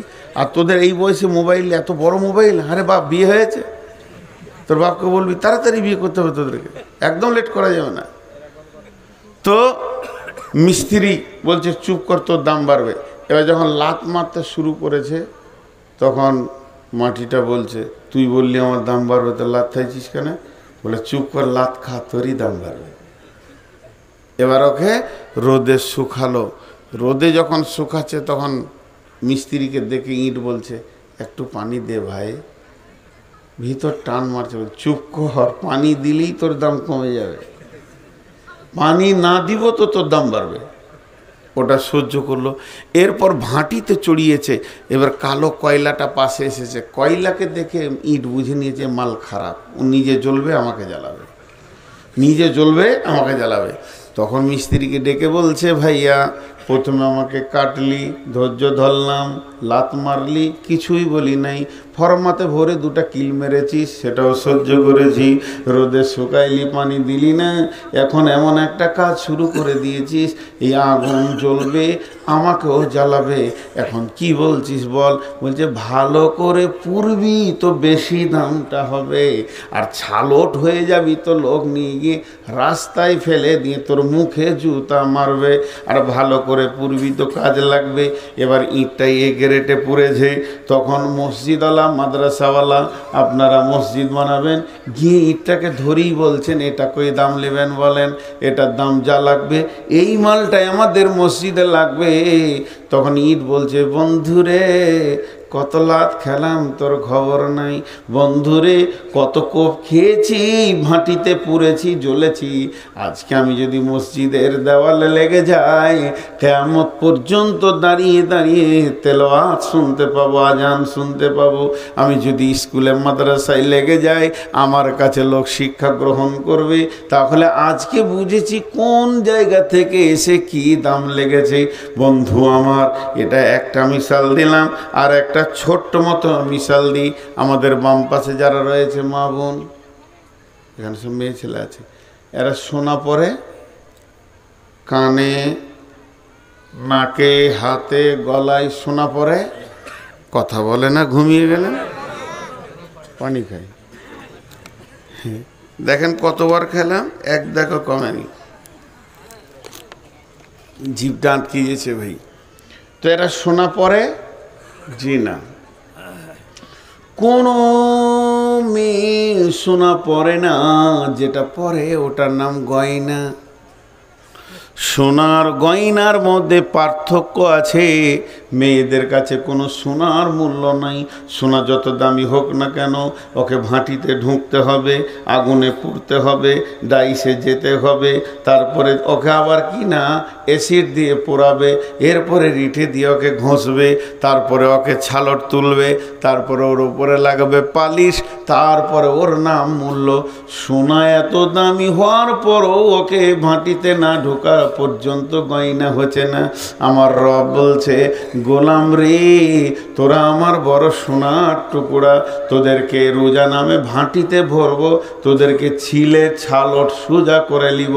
হারাম টারাম যা সারা জীবন খেয়েছিস, সব ছালট দিয়ে আমি বের করে তোদের হালালগুলোকে হারাম করে দিলাম। এবার দেখ কি করে চলবি। চলতে চলতে চলতে চলতে আল্লাহর জন্যে খাওয়া ছেড়েছি, আল্লাহর জন্যে পান করা ছেড়েছি। প্রচণ্ড বৈশাখ মাস, রোজা চলছে, আর পিপাসায় ভিতরটা মরুভূমি হয়ে গেছে। কোনো কারণে আপনি মায়ের ওষুধ আনতে চলে গেছেন বহরমপুরে, ওষুধ পাওয়া গেল না বলে এই ওষুধটা একমাত্র বেলডাঙ্গা একটা ফার্মেসিতে পাওয়া যায়, সেখানে চলে গেলেন। ওষুধ নিয়ে যখন বাড়ি ঢুকছেন 1:30 বেজে গেছে। পিপাসায় মনে হচ্ছে বুক ফেটে গেছে, মাথা তাঁতা করে ঘুরছে। বিবিকে বললেন কলটা চেপে দেন, কিংবা সাবমার্সেল চালিয়ে দিলেন। মাথার ওপরে ঠান্ডা পানিটা গোটা গা দিয়ে বয়ে পড়ছে। তখন আপনি মুখটা টিপে বন্ধ করেছেন। যদি 2 ঢোক খেয়ে এলেন, ভিতরে যদি চলে যায়, ভিতরে চাহিদাটা মিটে যাবে। কেউ দেখতে পাবে না, গাঁওয়ালা দেখবে না, বিবি বুঝতে পারবে না, ছেলে দেখবে না, দেশওয়ালা দেখবে না, ইমাম মজ্জেন দেখতে পাবে না, হাজি গাজি বুঝবে না যে পানি পান করে নিয়েছেন। সম্মান আপনার থেকে যাবে রোজাদার বলে। কিন্তু আপনার বিবেক বলছে, পৃথিবীর কেউ না দেখলে আমার রব জেনে নিবে গোলাম খেয়ে ফেলেছে, রোজা আমার হবে না। তখন আমার আল্লাহকে কত ভালো লাগে। এরপর বাড়ির ভিতরে শুয়ে আছেন, দরজাটা লাগানো আছে, কেউ নাই, বিবি আছে, বিশ্বের কেউ জানবে না। সে আপনার পিয়াস বুঝে, তার পিয়াস আপনি বুঝেন। 15 বছরের বিবি ইশারা সব কিছু বুঝে নিতে পারে, তারপরও তার গায়ে হাত দিলেন না। পৃথিবীর কেউ না দেখলে যে রব আমাকে রোজার হুকুম করেছে তার দৃষ্টি আছে, তাহলে সেটাও হলো না। ঘরে বিবি নাই, বাইরে আছে, মা বাপ কেউ নাই। হুড়কাটা লাগিয়ে দিলাম, দরজার ছিটকিনিটা লাগিয়ে দিলাম। আমার চৌকির নিচে আছে খানা, রুটি আছে, মাছ আছে, মাংস আছে, ভাত আছে, ফ্রিজ আছে, কোল্ড ড্রিঙ্কস আছে, ফল আছে, কলা আছে, দই আছে, চিড়ে আছে, ঘরে মালে ভর্তি হয়ে আছে। পেট ভরে খেয়ে যদি আসরে নামাজ পড়তে যায়, পৃথিবীর কেউ জানবে না। শুধু মানুষ খায় না কেন, একমাত্র আল্লাহর ভয়ে খায় না। এর জন্য আল্লাহ তাবারাক ওয়া তাআলা হাদিসে কুদসির মধ্যে বলেছেন, এই হাদিসটা হাদিসে কুদসি, ইয়াকুলুল্লাহু আযজা ওয়া জাল, কুল্লু আমালি ইবনে আদম লাহু ইল্লা সিয়াম ফাহুয়া লি আনা আজিজিবি। আল্লাহ তাবারাক ওয়া তাআলা বলছেন, সারা পৃথিবীর যত ইবাদত আছে ইবনে আদম নিজের জন্য করে, কিন্তু যে সিয়াম রাখে সে আমার জন্য রাখে। আর এর আজিজিবি, এর সব থেকে বড় প্রাইজ হলো কি? এর প্রাইজ জান্নাত নয়, এর প্রাইজ জান্নাতুল ফেরদাউস নয়, এর প্রাইজ কিছুই নয়। এর প্রাইজ হচ্ছে আমি আল্লাহ নিজে। কিয়ামতের দিনে আমি রোজাদারদেরকে দেখা করতে যাব এবং বলবো, হাসরবাসী তোমরা যারা রোজা রেখেছ তোমাদের বদলা এসে গেছে, তোমরা যেটাকে পেতে চেয়েছো সে আল্লাহ চলে এসেছে, তোমরা তোমাদের প্রাইজকে গ্রহণ করে নাও। রোজাদারের দুইটি খুশি, একটি খুশি ইফতারে, অপরটি হয় আল্লাহর দিদার রোজ হাসরের প্রান্তরে। কত খুশি রোজাদারের দুইটি খুশি, একটি খুশি ইফতারে, অপরটি হয় আল্লাহর দিদার রোজ হাসরের প্রান্তরে। রোজাদারের দুটি খুশি, একটা হলো ইফতারে, ইফতার যখন খাবেন খুশিটা কি? সারাদিন না খেয়ে প্রথম খাবার মুখে দিচ্ছি একটা খুশি। নাম্বার দ্বিতীয় খুশি, আমি যে সারাদিন রোজাটা রাখলাম, আল্লাহ আমাকে রাখার তৌফিক দিলেন, আমার আমল নামাতে আজকে একটা রোজার নেকি লেখা হয়ে গেল, এটা একটা আনন্দ। 3 নম্বর ঈদুল ফিতর বলা হয়, ওটা হলো আনন্দের দিন। কেন? আজকে পহেলা সওয়াল, আমার রব আনন্দ দিয়েছে আমাদেরকে, ঈদগাহে গিয়ে আনন্দ করব। আমার 30টা রোজার সবকে লেখা হবে, আমার জীবনের গুনাহ মাফ হলো, আল্লাহ আমাকে মুক্তি দিলেন, আমার শরীরের সমস্ত জঙ্গল ঝরে গেল, আমি সলিড সোনাতে দাঁড়িয়ে গেলাম। আল্লাহ তাবারাক ওয়া তাআলা রোজাদারের সঙ্গে রমজান মাস কিয়ামতের দিন নিজে মোলাকাত করবি।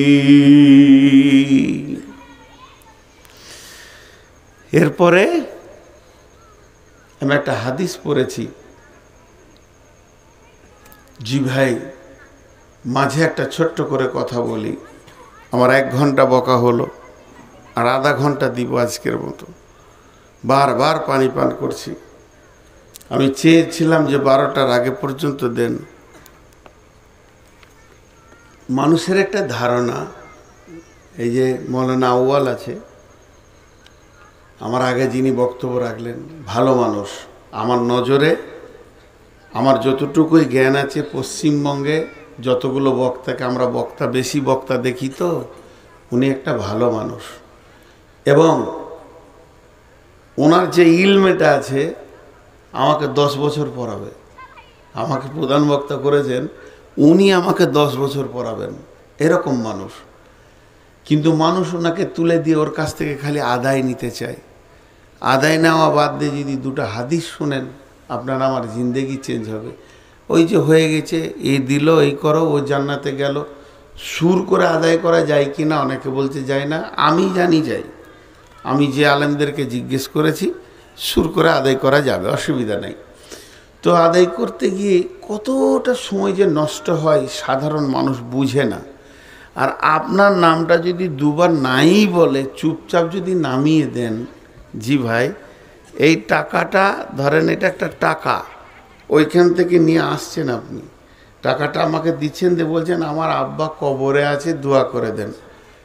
100 বার দোয়া চাইবেন, 100 বার 100 বার 100 বার 100 বার, ঠিক আছে ঠিক আছে ঠিক আছে ঠিক আছে, চাওয়া যায়, অসুবিধা নেই। একটা মুসলমানের কাছ থেকে দোয়া চাইবেন না তো কি চাইবেন? গালগালের চাইবেন যে আমার খানিক খিস্তি করে দেন? দোয়া চাওয়া যায়। কিন্তু এর থেকে আর এক ধাপ আপারে আছে। কি আপারে আছে বলেন তো? আমার কাছে আপনি একটা মোবাইল কিনতে এসেছেন, বলছি এই মোবাইলটা 40,000, এই মোবাইলটা হচ্ছে 42,000, 2,000 টাকা বেশি, এর থেকে এটা অনেক গুণে ভালো, তো ভালোটাই আপনি নেবেন। দুটোই 40,000, এটা ভালো এটা খারাপ, ভালোটাই আপনি গ্রহণ করবেন।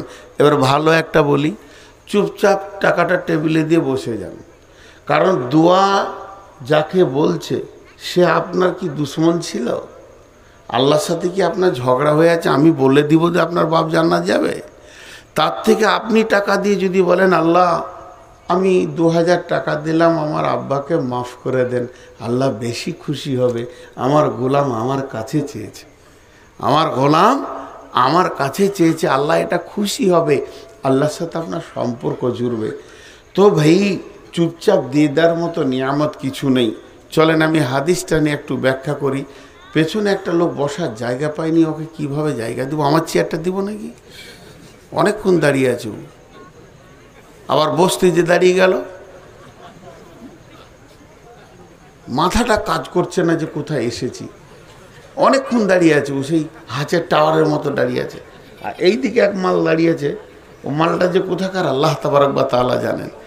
ওর বংশে কেউ বসে না কোথাও, ওর বাপ বসেনি, ওর দাদা বসেনি, তার বাপ বসেনি, তুই কেন বসবে? দাঁড়িয়ে আছে, খালি গা চুলকাইছে আর দাঁড়িয়ে আছে। আল্লাহু আকবার, আস্তাগফিরুল্লাহ। এখন আপনাদের সামনে হাদিসটা বলছি, শুনেন। বিসমিল্লাহির রহমানির রহিম। মান সামা রমাযানা ঈমানাও ইহতিসাবা গুফিরা লাহু মা তাকাদ্দামা মিন জামবি ওমান কামা কিয়ামাল লাইলি ওমান কামা কিয়ামাল লাইলাতুল কদরি ঈমানাও ওয়া ইহতিসাবা গুফিরা লাহু মা তাকাদ্দামা মিন জামবি। আমার কথাটা বোঝার চেষ্টা করেন। আল্লাহ রসুলের হাদিসটা টু দি পয়েন্ট আপনাদেরকে আগে তর্জমাটা শোনাই। বিশ্বনবী বলছেন, যে ঈমান ইহতেসাবের সঙ্গে 30টা রোজাকে রেখে নিল বা 29টা, তার বিগত জীবনের অনেক গুনাহ মাফ হয়ে যাবে। কোনো মুফাসসিরিন বলছেন সমস্ত গুনাহ মাফ হয়ে যাবে। আর কি বললো? কিয়ামাল লাইলি বলতে মানে তারাবি যে পড়লো 8 রাকাত, প্রতিদিন কামাই করলো না, কোয়ান্টিটি রেখে দিল। আর কিয়ামাল লাইলাতুল কদরে, লাইলাতুল কদরগুলোকে যে জাগলো, আল্লাহ নবী বলছেন গুফিরা লাহু মা তাকাদ্দামা মিন জামবি, তার পূর্বে যত গুনাহ আছে সব মাফ হয়ে যাবে। আবার কারো কারো মত সব নয়, মিন জামবি বলতে অনেক গুনাহ মাফ হয়ে যাবে।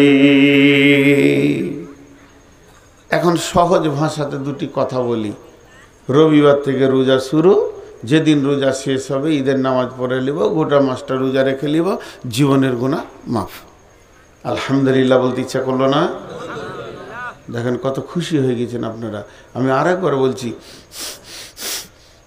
কে বিড়ি ধরিয়ে দিয়েছে?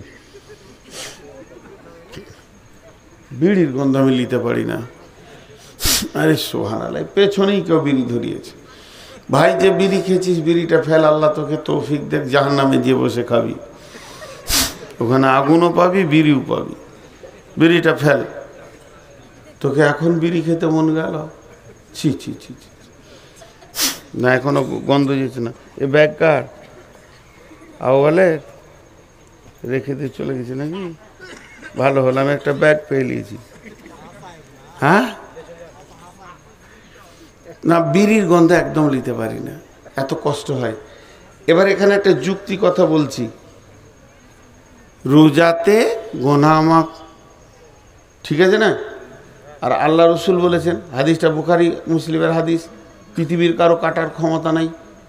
কোনো মুফাসসির, কোনো মৌলানা, কোনো মুফতি, কোনো বক্তা কাটতে পারবে না। এটাই হাদিস, এটাই ঠিক। তাহলে সারা বছর আর নামাজ পড়ে কি হবে? চালাও, চুরি করো, বাটপাড়ি করো, বেইমানি করো, লুচ্চামি করো, রান্ডিগিরি করো, বেশ্যাগিরি করো, আর যেখানে পাবে ডাকাতি করো, সুদ খাও, লুটে লাও, লুটেরাও হয়ে যাও, যা পারবে তাই করো। আর পশ্চিম দিকে যখন রোজার চাঁদ উঠে যাবে, গোসল করে মসজিদ ঢুকে পড়ো, আর ঈদের নামাজ পর্যন্ত রোজা রেখে লাও, জীবনের গুনাহ মাফ। কি বলেন? কথা বলে না? হবে কি হবে না? আরে গুনাহ মাফ হবে রোজাতে? আপনি না বলছেন কেন? নতুন বুদ্ধি বার করছেন কেন? হবে মাফ। চালান, লুটালুটি শুরু করে দেন।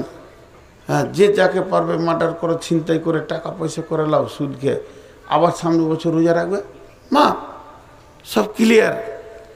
বাস দেখেন, একটা হচ্ছে শর্ত, একটা হচ্ছে মাশরুত। যখন শর্ত চলে যাই তো মাশরুত অটোমেটিক চলে যাই। এই কথাটা বুঝতে পারছেন? ইজা ফাতা শর্ত ফাতা মাশরুত। এটা শর্ত কেমন, একটা উদাহরণ দিয়ে আপনারা আমার দিকে ধ্যান দেন। আপনারা বলেছেন যে মৌলানা আপনি রমজান মাসে আমাদের এই ওয়াক্তিয়া মসজিদে তারাবি পড়ান। আমার সঙ্গে কথা হলো, কি কথা হলো, যে 30 দিনের তারাবিটা আমি পড়াবো। আপনারা বললেন যে আপনাকে ইনশাআল্লাহ 30,000 টাকা দিব, যান খুশি হয়ে। তাহলে আমার ওয়াদা তারাবি পড়াবো, আপনাদের ওয়াদা টাকা দিব, দুজন ওয়াদাতে দায়বদ্ধ হয়ে গেলাম। আমি একটাও তারাবি পড়াইনি, একটাও পড়াইনি। ঈদের দিনে টাকা নিতে এসেছি, যে আমার সেই 30,000 টাকাটা। তখন আপনাদের কমিটি বলছে আপনি যে তারাবি পড়াননি, আমি নাই ওয়াদা খেলাপ করছি, তোমরা কেন করো? হিসাবটা মিলছে না। আমি নাই বেঈমান হলো তো তুমিও বেঈমান হয়ে যাবে আমার দেখা দেখে। তোমরা ইমানদার থাকো, টাকা দাও। আচ্ছা হবে, বলেন হবে?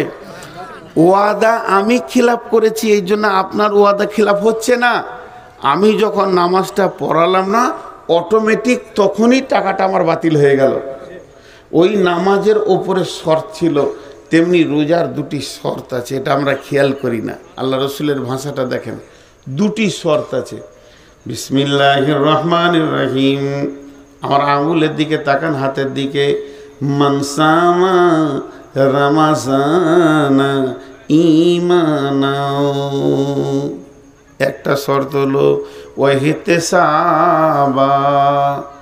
এই দুটি শর্তের পরে নবীজি বলছেন গুফিরা লাহু মা তাকাদ্দামা মিন জামবি। যার রোজাতে ঈমান থাকবে, ইহতিসাব থাকবে, ওই রোজাটাতে গুনাহ মাফ হয়ে যাবে। এটা কি বলেন? কি পানি? আপনারা বললেন পানি, আমি মুখে দিচ্ছি, আমি জানি এটা পানি নাকি। এটা যদি আমি বলি শরবত, তাহলে আপনারা চোখে দেখতে পেয়েছেন না, কিন্তু চিনি মিশানো আছে। কথাটা বোঝাতে পারলাম? চোখে দেখতে পেয়েছেন না, কিন্তু চিনি মিশানো আছে। তা ওই রকম ধরনের রোজাতে দুইটা জিনিস মিশানো থাকবে, তবেই তার নাম রোজা হবে। যে জিনিসে দুটো জিনিস নাই, যে পানিতে চিনি নাই, লেবুর রস নাই, ওটা শরবতই নাই, ওটা শরবতই নয়, ওটা শরবতই নয়। যে রোজাতে দুটো জিনিস নাই, যে রোজাতে দুটো জিনিস নাই, যে রোজাতে দুটো জিনিস নাই, ওটা রোজাই নয়, ওটা রোজাই নয়, ওটা রোজাই নয়। কথাটা বোঝাতে পারলাম? এবার সেই দুটো জিনিস শুনেলেন, একটা হলো ঈমান, একটা কি হলো? ঈমান। আমরা সকলে বলি একটা কি হলো? ঈমান। সেই ঈমানটা কেমন? আমি যে রোজা, আজকে রবিবার, শনিবার দিন চলে গেল, পশ্চিম দিকে সূর্য চাঁদ উঠে গেল, রোজার আমাদের আনন্দ এসে পৌঁছে গেল। আমি গোসল টোসল করে পরিষ্কার পরিচ্ছন্ন হয়ে এবার ঢুকলাম রোজা রাখার জন্যে। উদ্দেশ্য আমার এটাই, রোজা রাখবো, জীবনে যত গুনাহ করেছি সব আল্লাহর কাছে মাফ করিয়ে নিব। এই উদ্দেশ্যে আমি মসজিদে ঢুকে গেলাম। এবার আমি মাগরিব পড়লাম, আমি তারাবি সালাত পড়লাম, আমি বাড়িতে গিয়ে রেস্ট করলাম, আমার বিবি ভোরে উঠিয়ে দিল, আমি সাহারি ভাত খেয়ে নিলাম, আর আমি কিছু খেলাম না, মসজিদে ফজর পড়লাম, ঘুরছি ফিরছি, আমি রোজাদার, আমার গুনাহ মাফ হবে, এই নিয়তে রোজা শুরু করেছি। তো এখানে ঈমানটা কি? এই জায়গার ঈমান হচ্ছে আমার গুনাহ মাফ হবে, এই কথা বললে হবে না। মনে মনে 100-তে 100 ইয়াকিন রাখতে হবে, আমার গুনাহ মাফ হবে। কার হলো না হলো আমার দেখার দরকার নাই, আমারটা মাফ হবে। 100% ইয়াকিন রাখতে হবে আল্লাহর উপরে, বিশ্বাস রাখতে হবে আল্লাহর উপরে। হাদিসে কুদসির মধ্যে আছে, আল্লাহ তাবারক ওয়া তাআলা বলেন, তার সঙ্গে মানুষ যেমন ধারণা রাখবে, আল্লাহ তার সঙ্গে সেরকম ব্যবহার করবে। কেউ যদি ধারণা করে আল্লাহ মাফ করতেও পারে, নাও পারে। কেউ ধারণা করছে আল্লাহ আমার গুনাহ মাফ করবে না, কেউ ধারণা করছে আমি যত বড়ই গুনাহ করি না কেন আমার রব আমাকে মাফ করবে। তো যে যেমন ধারণা করবে, এখানকার ধারণা হলো, এখানকার ঈমান হলো আমার গুনাহ মাফ হবে 100%। এই ঈমানে কমতি রাখলে চলবে না। আজ থেকে 20-25 বছর আগে আমাদের নামাজের শেষে সব হাত তুলে দোয়া করতাম না? যাক, ওটা আস্তে আস্তে বোঝা গেল। বড় বড় আলিমরা যারা বড় বড় সার্চিং করছে, এখনকার ছেলেদের ব্রেন আল্লাহ দিয়েছেন, তারা মদিনা থেকে সার্চিং করে দেখছে যে না এগুলো বেদাত, তো সেগুলো আমরা ছেড়ে দিয়েছি। শুধু উদাহরণ দেওয়ার জন্য একটা জিনিস আপনাদেরকে দেখাচ্ছি। ধরেন আমি আপনাদের ইমাম, সবে কদরে রাত জেগেছি, 400-500 লোক আমার সঙ্গে সব সলাৎ করলো, সারা রাত নামাজ পড়ে কাঁদা কাটা। ছেলেরা এসে বলছে হুজুর একটু দোয়া করেন, ফজরের রাত মাত্র 5 মিনিট আছে, সাহারি খেতে যাওয়া, একটু দোয়া করেন। তো কাঁদছি আমরা, মসজিদে আলোগুলোকে নিভিয়ে দিয়ে আঁধার করে দোয়া শুরু করেছি। উদাহরণ দিচ্ছি না, আমি খুব জোরে জোরে দোয়া করেছি, আল্লাহ তুমি মাফ করে দাও, এ আল্লাহ তুমি ক্ষমা করে দাও, এ আল্লাহ আমি চুরি করেছি, জেনা করেছি, ব্যভিচার করেছি, মদ খেয়েছি, আল্লাহ তুমি মাফ করে দাও, আমার মতো বড় সুদখোর কেউ নাই, আল্লাহ তুমি মাফ করে দাও, তুমি তো মাফ করবেই, এর জন্য রহমতের মাস দিয়েছো। আমার সামনে ইমাম সাহেব কাঁদছে, মজ্জেন কাঁদছে, অঝর নয়নে কাঁদছে, হাজি গাজী মাস্টার ডাক্তার সবাই যেন ডুকরে ডুকরে কাঁদছে, আর মনে মনে ভাবছে আল্লাহ মাফ হয়ে যাবে, আল্লাহ তুমি মাফ করে দাও, মাফ হবেই হবে। এরই ভিতরে একজন আমার সামনে বসে রয়েছে, হাতটা এমনিকে ধরে যাওয়া, খালি মাঝে মাঝে বলছে আমিন আমিন। ওর মনটা বলছে মাফ হতেও পারে না পারে। এর নাম ইমান লয়, এর নাম ইমান লয়। কথা বুঝতে পারলেন? আজ কি সুগারের চাপটা খুব বেশি মনে হচ্ছে। এর নাম ইমান লয়। এটা হলো ফাজলামা করা, এহতেসাব। দ্বিতীয় নম্বর শর্ত হলো এহতেসাব বামানা ইখতিলাস। এইখানটা তোমার কেউ দেখতে পাবে না, তুমি ছাড়া, তোমার আল্লাহ ছাড়া কেউ বুঝবে না। আমার হৃদয়ে কি আছে পৃথিবীর কারো বোঝার ক্ষমতা নাই। এই জায়গাটা আমার মাবুদের সঙ্গে সম্পর্ক। তুমি তোমার হৃদয়কে একবার জিজ্ঞেস করো, তুমি কেন রোজা রেখেছ? টিউ দেখেছেন? বাইসাইকেলের টিউ দেখেছেন? আহা, একটা টিউ এনে জালসা করা দরকার ছিল। বাইসাইকেলের টিউ দেখেননি? এত লেটে কেন হ্যাঁ বলছেন ভাই? আমার রুগী আমি, আপনারা তো নন। তো একবার সকলে বলেন, একটা বাইসাইকেলের গোল টিউ, নতুন টিউ দেখেছেন? মাশাআল্লাহ। ওই টিউয়ে একটা নজেল আছে, ওই নজেলে সিরিঞ্চি বা পাম্পার লাগিয়ে দিয়ে মারলি ওটা পাম্প হয়। একজন ভালো ব্রেনিয়ান ছেলে, আপনার গোপালপুর, এই ঘাটার নাম গোপালপুরে, অত ব্রেনিয়ান ছেলে কেউ নাই, ও বৈজ্ঞানিক হবে। একটা নতুন টিউ নিয়ে এসে নজেলে সিরিঞ্চিটা দিয়ে মারছে, আর ফাঁস মারছে, আর 1.5 ঘন্টা চালিয়ে ক্লান্ত হয়ে গেছে, পাম্প হচ্ছে না। তা একটা মুরব্বি পার হয়ে যাচ্ছিলো, বলছে দাদু পাম্প হচ্ছে না। বলছে কই, টিউ তো নতুন। লাঠি করে নেড়ে দেখছে নজেলের পাশে 1 ইঞ্চি কাটা। তখন ও বলছে তো টিউ যে কাটা রে ভাই? বলছে আমিই কেটেছি। আচ্ছা, ও বৈজ্ঞানিক হবে না?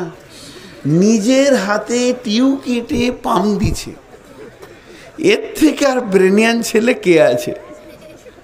আচ্ছা, ওই টিউটা কবে পাম্প হবে? শুক্রবার হবে? কথা বলেন, শুক্রবার হবে? 1 সপ্তাহে হবে? 1 মাসে হবে? 1 বছরে হবে? সূরা ইয়াসিন পড়লে হবে? আহা, টিউ কেটে যে পাম দেয়, এর মতো বোকা পৃথিবীতে নাই। কিছু লোক আছে রমজানের প্রথমে মসজিদ ঢুকে নেয়, কিন্তু ঢোকার সময় নিয়ত করে খালি ঈদ হয়ে গেলে আর মসজিদে আসবো না। টিউ কাটা পাম দেনেওয়ালা মাল হাজির হয়ে গেছে মসজিদে। ইখানে নিয়ত করে আজকে 1টা আর 29টা, আজকে হলো 25টা আর মাত্র 5টা, আজকে হলো 27টা আর মাত্র 2টো, আর 29 যদি হয় আর মাত্র 1টা। যখনই পশ্চিম দিকে সওয়ালের চাঁদ উঠে গেল, মসজিদ থেকে হাত ঝেড়ে দিলে, জামা কাপড় রেডি করে আয়রন করে ঈদগাহের ময়দানে গর্দন উঁচু করে যেছে। আমার মতো আর রোজা রাখনেওয়ালা কেউ নাই। ঈদের নামাজ পড়ে বিড় করে মসজিদকে বলছে, মসজিদ রে 1 মাস এসেছিলাম, খুব দুপি করেছি, মাফ করে দিস, আর আসবো না। পারলে জুমার দিনে দেখব, না পারি তো মাফ করে দিস, আর আসবো না। তার মানে টিউবের একদিক কাটা আছে ওর, ও প্রথমেই নিয়ত করে মসজিদে ঢুকেছে, রোজার পরে আমাকে আর পাওয়া যাবে না। টিউকাটাকে যদিও পাম্প করা সম্ভব থাকে তবেই ওর গুনাহ মাফ হওয়া সম্ভব থাকবে, রোজা কবুল হওয়া সম্ভব থাকবে। তার মানে একদিক কেটে দিয়ে যেমন টিউব পাম্প হবে না, একটা রোজা কবুল হবে না, একটাও গুনাহ মাফ হবে না। মালটা যে চিটিংবাজ এটা আল্লাহরকে জানাতে হবে না। পৃথিবীর মানুষ জানে না, ইমাম জানে মুসাল্লি এলো গেল, মুয়াজ্জিন জানে মুসাল্লি এলো গেল, হাজি জানে মুসাল্লি এলো গেল। পৃথিবীর সবাই ওকে মুসাল্লি ভেবে নিয়েছে, কেউ মুসাল্লির বাইরে ভাবছে না। শুধুমাত্র আল্লাহ আসমান থেকে দেখছে আর বলছে চিটিংবাজ এলো আর গেল। বন্ধু একবার ভালো করে শুনেন, মানে আমার দিলের খবর আল্লাহ ছাড়া কেউ জানে না। আমি শ্বশুর বাড়ি চলে গেছি, তো আমার বড় শালাকে বলছি, সালাম আলাইকুম ভাই, কী ব্যাপার হঠাৎ? ওয়ালাইকুম সালাম। ওই কিছু টাকা থাকে তো দেন। বলি কী ব্যাপার হঠাৎ টাকা? 10 লাখ টাকা দেন ভাই, আমার রাস্তার ধারে একটা জায়গা পেয়েছি বাজারের ওপরে, 30 লক্ষ টাকা দাম, এক্ষুনি নগদ টাকা দিলে পাবো, নাহলে আরও 12 জন দাঁড়িয়ে আছে নেওয়ার জন্যে। ভদ্রলোক আমাকে বলেছে সন্ধ্যা পর্যন্ত টাকা দিতে হবে। ভাই আজকে আমার একদম বিকেল 4টা বেজে গেল, আমি আর ব্যাংকে যেতে পারছি না, আমার টাকা আছে 20 লাখ ঘরে, তুমি 10 লাখ আমাকে ধার দাও। ওকে বলছি কি জানেন, আজকে তো বৃহস্পতিবার, কালকে শুক্রবার জুমার দিন কোথাও যাব না, শনিবার ব্যাংকে গিয়ে লাভ নাই, রবিবার বাদ দিয়ে সোমবার টাকা এনে আপনি ঘরে থাকেন আর না থাকেন ভাবির হাতে দিয়ে চলে যাব। ভাই 10 লাখ টাকা দেন, জমিটা 10 কাঠা জমি, অর্ধেক তোমার বোনের অর্ধেক আমার হবে। ও মনে মনে ভাবছে যাজ্ঞা বোনের তো 5 কাঠা হচ্ছে, তা টাকাটা ধার দিই। একদম কসম, কোনো চিন্তা নেই, টাকা সোমবার তুমি বিকালে পেয়ে যাবে, সকালে ব্যাংকে গিয়ে আমি এনে দিব। এমন করে বলছি, বিচারা বুঝতে পারলে না 10 লাখ টাকা ঘরে ছিল, দিয়ে দিলে। আর ভিতরে আমি মনে মনে বলছি কত সোমবার যাবে রে, তো খালি টাকা দিয়ে দেয়, তোর চুলদারি পেকে যাবে, 1 টাকা উদ্ধার করতে পারবি না। তোর বোন আছে আমার কাছে। চিটিংবাজি করা শালার সঙ্গে যায়, শ্বশুরের সঙ্গে যায়, কিন্তু আল্লাহর সঙ্গে যায়? এরা আল্লাহর সঙ্গে চিটিংবাজি করে যারা রোজাতে ঢুকে আর পালায়। এরা কত এদের বুকে সাহস, আল্লাহর সঙ্গেও চিটিংবাজি করে। জি, এই চিটিংবাজ মাল হয়তো আপনাদের এলাকায় নাই। আমাদের এলাকায় রমজান মাসে ভিড় দেখলে মনে হবে যে মসজিদ পরিপূর্ণ হয়ে গেছে, কিন্তু আসলে ওরা পকেট মারের দল। ওরা না এলেই মসজিদে শান্তিতে 5 ওয়াক্তের নামাজিরা শান্তিতে নামাজ পড়বে। তো আল্লাহ নবী বলছেন মানসা মারামাজানা ঈমানাও ইহতিসাবা, তুমি আগে 100% ঈমান রাখো, এই রোজাতে আমার গুনাহ মাফ হবে। আর দ্বিতীয় নম্বরে ইহতিসাব করো, তুমি ইখলাস করো, রোজা আমাকে যা জ্ঞান দিয়েছে আমি আর জ্ঞান বশত 5 ওয়াক্তের নামাজ ছাড়ব না, আর হারাম খাবো না। আমাকে ভাত হারাম করে দিয়েছিল, রুটি হারাম করে দিয়েছিল। রমজান মাসে যদি ভাত ও রুটি থেকে বেঁচে থাকতে পারি, তাহলে অন্য মাসে কেন সুদ জুয়া থেকে বেঁচে থাকতে পারবো না? আমার হালাল বিবিটাকে আল্লাহ তাবারাক ওয়া তাআলা রমজান মাসে আমার জন্য হারাম করে দিয়েছিল। নিজের পরিচিত বিবিটা থেকে যদি বেঁচে থাকতে পারি, রমজান পার হয়ে গেলে পরের মেয়ের কাপড় ধরে টেনে লাভ হবে না। আল্লাহ তাবারাক ওয়া তাআলা বলছেন, নবীজি বলছেন, তুমি যদি ঈমান আর ইহতিসাব, একটা হলো গুনাহ মাফ হবেই, আর একটা হলো জ্ঞানবশত আর গুনাহ করব না, এই নিয়তে রমজান মাসে যদি ঢুকে যাও, তোমার সুসংবাদ হচ্ছে জীবনের গুনাহ মাফ। ভাইয়া আপনারা যেভাবে বসে আছেন তাতে আমাকে আরো চালাতে হয়, কিন্তু গত পরশুদিন, কালকে জালসা ছিল না, বকতে বকতে মাথাটা 2বার ঘুরে গেছে। এই সপ্তাহতেই সুগারের চাপটা বেশি, যে এটা আল্লাহ দেওয়া, বাস আল্লাহ দিয়েছেন, শরীরে আছে। এখন 2টি কথা মসজিদ নিয়ে বলবো, রমজানের পাঠটা শেষ করে দিলাম এখান থেকে। তো আল্লাহ আমাদেরকে রোজা রাখিয়ে মুত্তাকি বানিয়ে নেন, মুত্তাকি বানিয়ে নেন।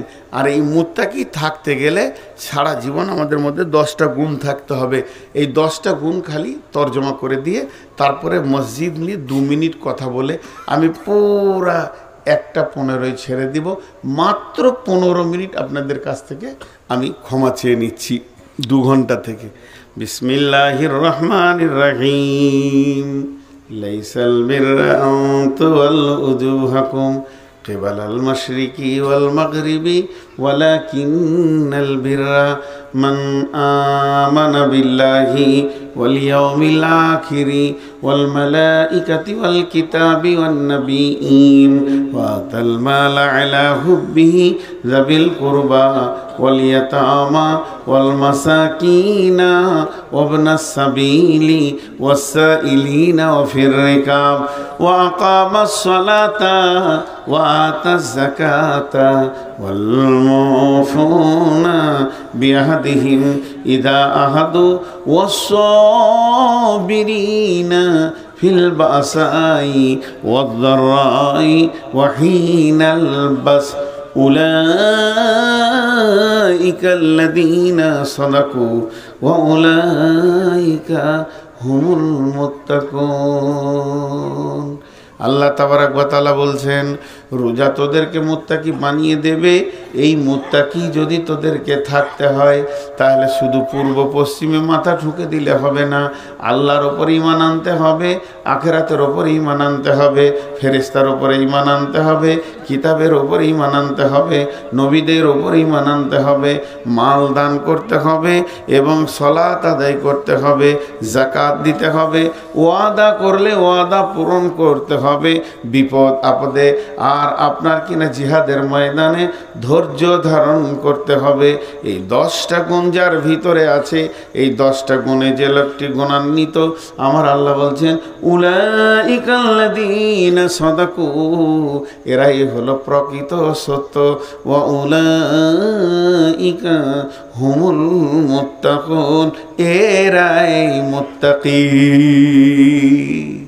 আমি আপনাকে একটা ফুল গাছ দিলাম, সেই গাছটাকে রাখবেন কিভাবে? টবে রাখতে হবে, পানি দিতে হবে, ছায়াতে রাখতে হবে, মরা পাতা ভাঙতে হবে, তাকে ছাঁটতে হবে, জোর সার দিতে হবে, তবেই সেটা থাকবে। তাহলে রোজা রাখলে মানুষ মুত্তাকি হয়ে যায়, মুত্তাকি আল্লাহ বানিয়ে নেন। এই মুত্তাকিত্বটাকে যদি রাখতে হয়, দীর্ঘদিন জিয়ে রাখতে হয়, দীর্ঘদিন বাঁচিয়ে রাখতে হয়, তো অন্য আয়াত বলছে তোকে আল্লাহর ওপর ঈমান আনতে হবে, আখিরাতের ওপর ঈমান আনতে হবে, কোরআনের ওপর ঈমান আনতে হবে, নবীদের ওপর ঈমান আনতে হবে, ফেরেশতার উপর ঈমান আনতে হবে, 5টা মাল দান করতে হবে, রোজা নামাজ পড়তে হবে, যাকাত দিতে হবে, ওয়াদা করলে ওয়াদা পূরণ করতে হবে এবং বিপদ আপদে তোকে জিহাদের ময়দানে ধৈর্য ধারণ করতে হবে। এই 10টা গুণ যার ভিতরে থাকবে, আমার আল্লাহ বলছেন ওই লোকটা হলো প্রকৃত মুত্তাকি।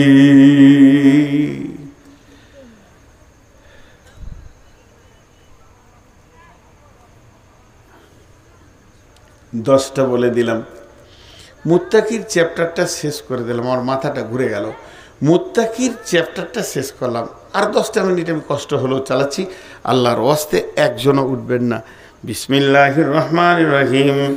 ওয়ান উসমান রাদিয়াল্লাহু তাআলা আনহু قال رسول الله صلى الله عليه وسلم من بنى لله مسجدا بنى الله له بيتا في الجنة।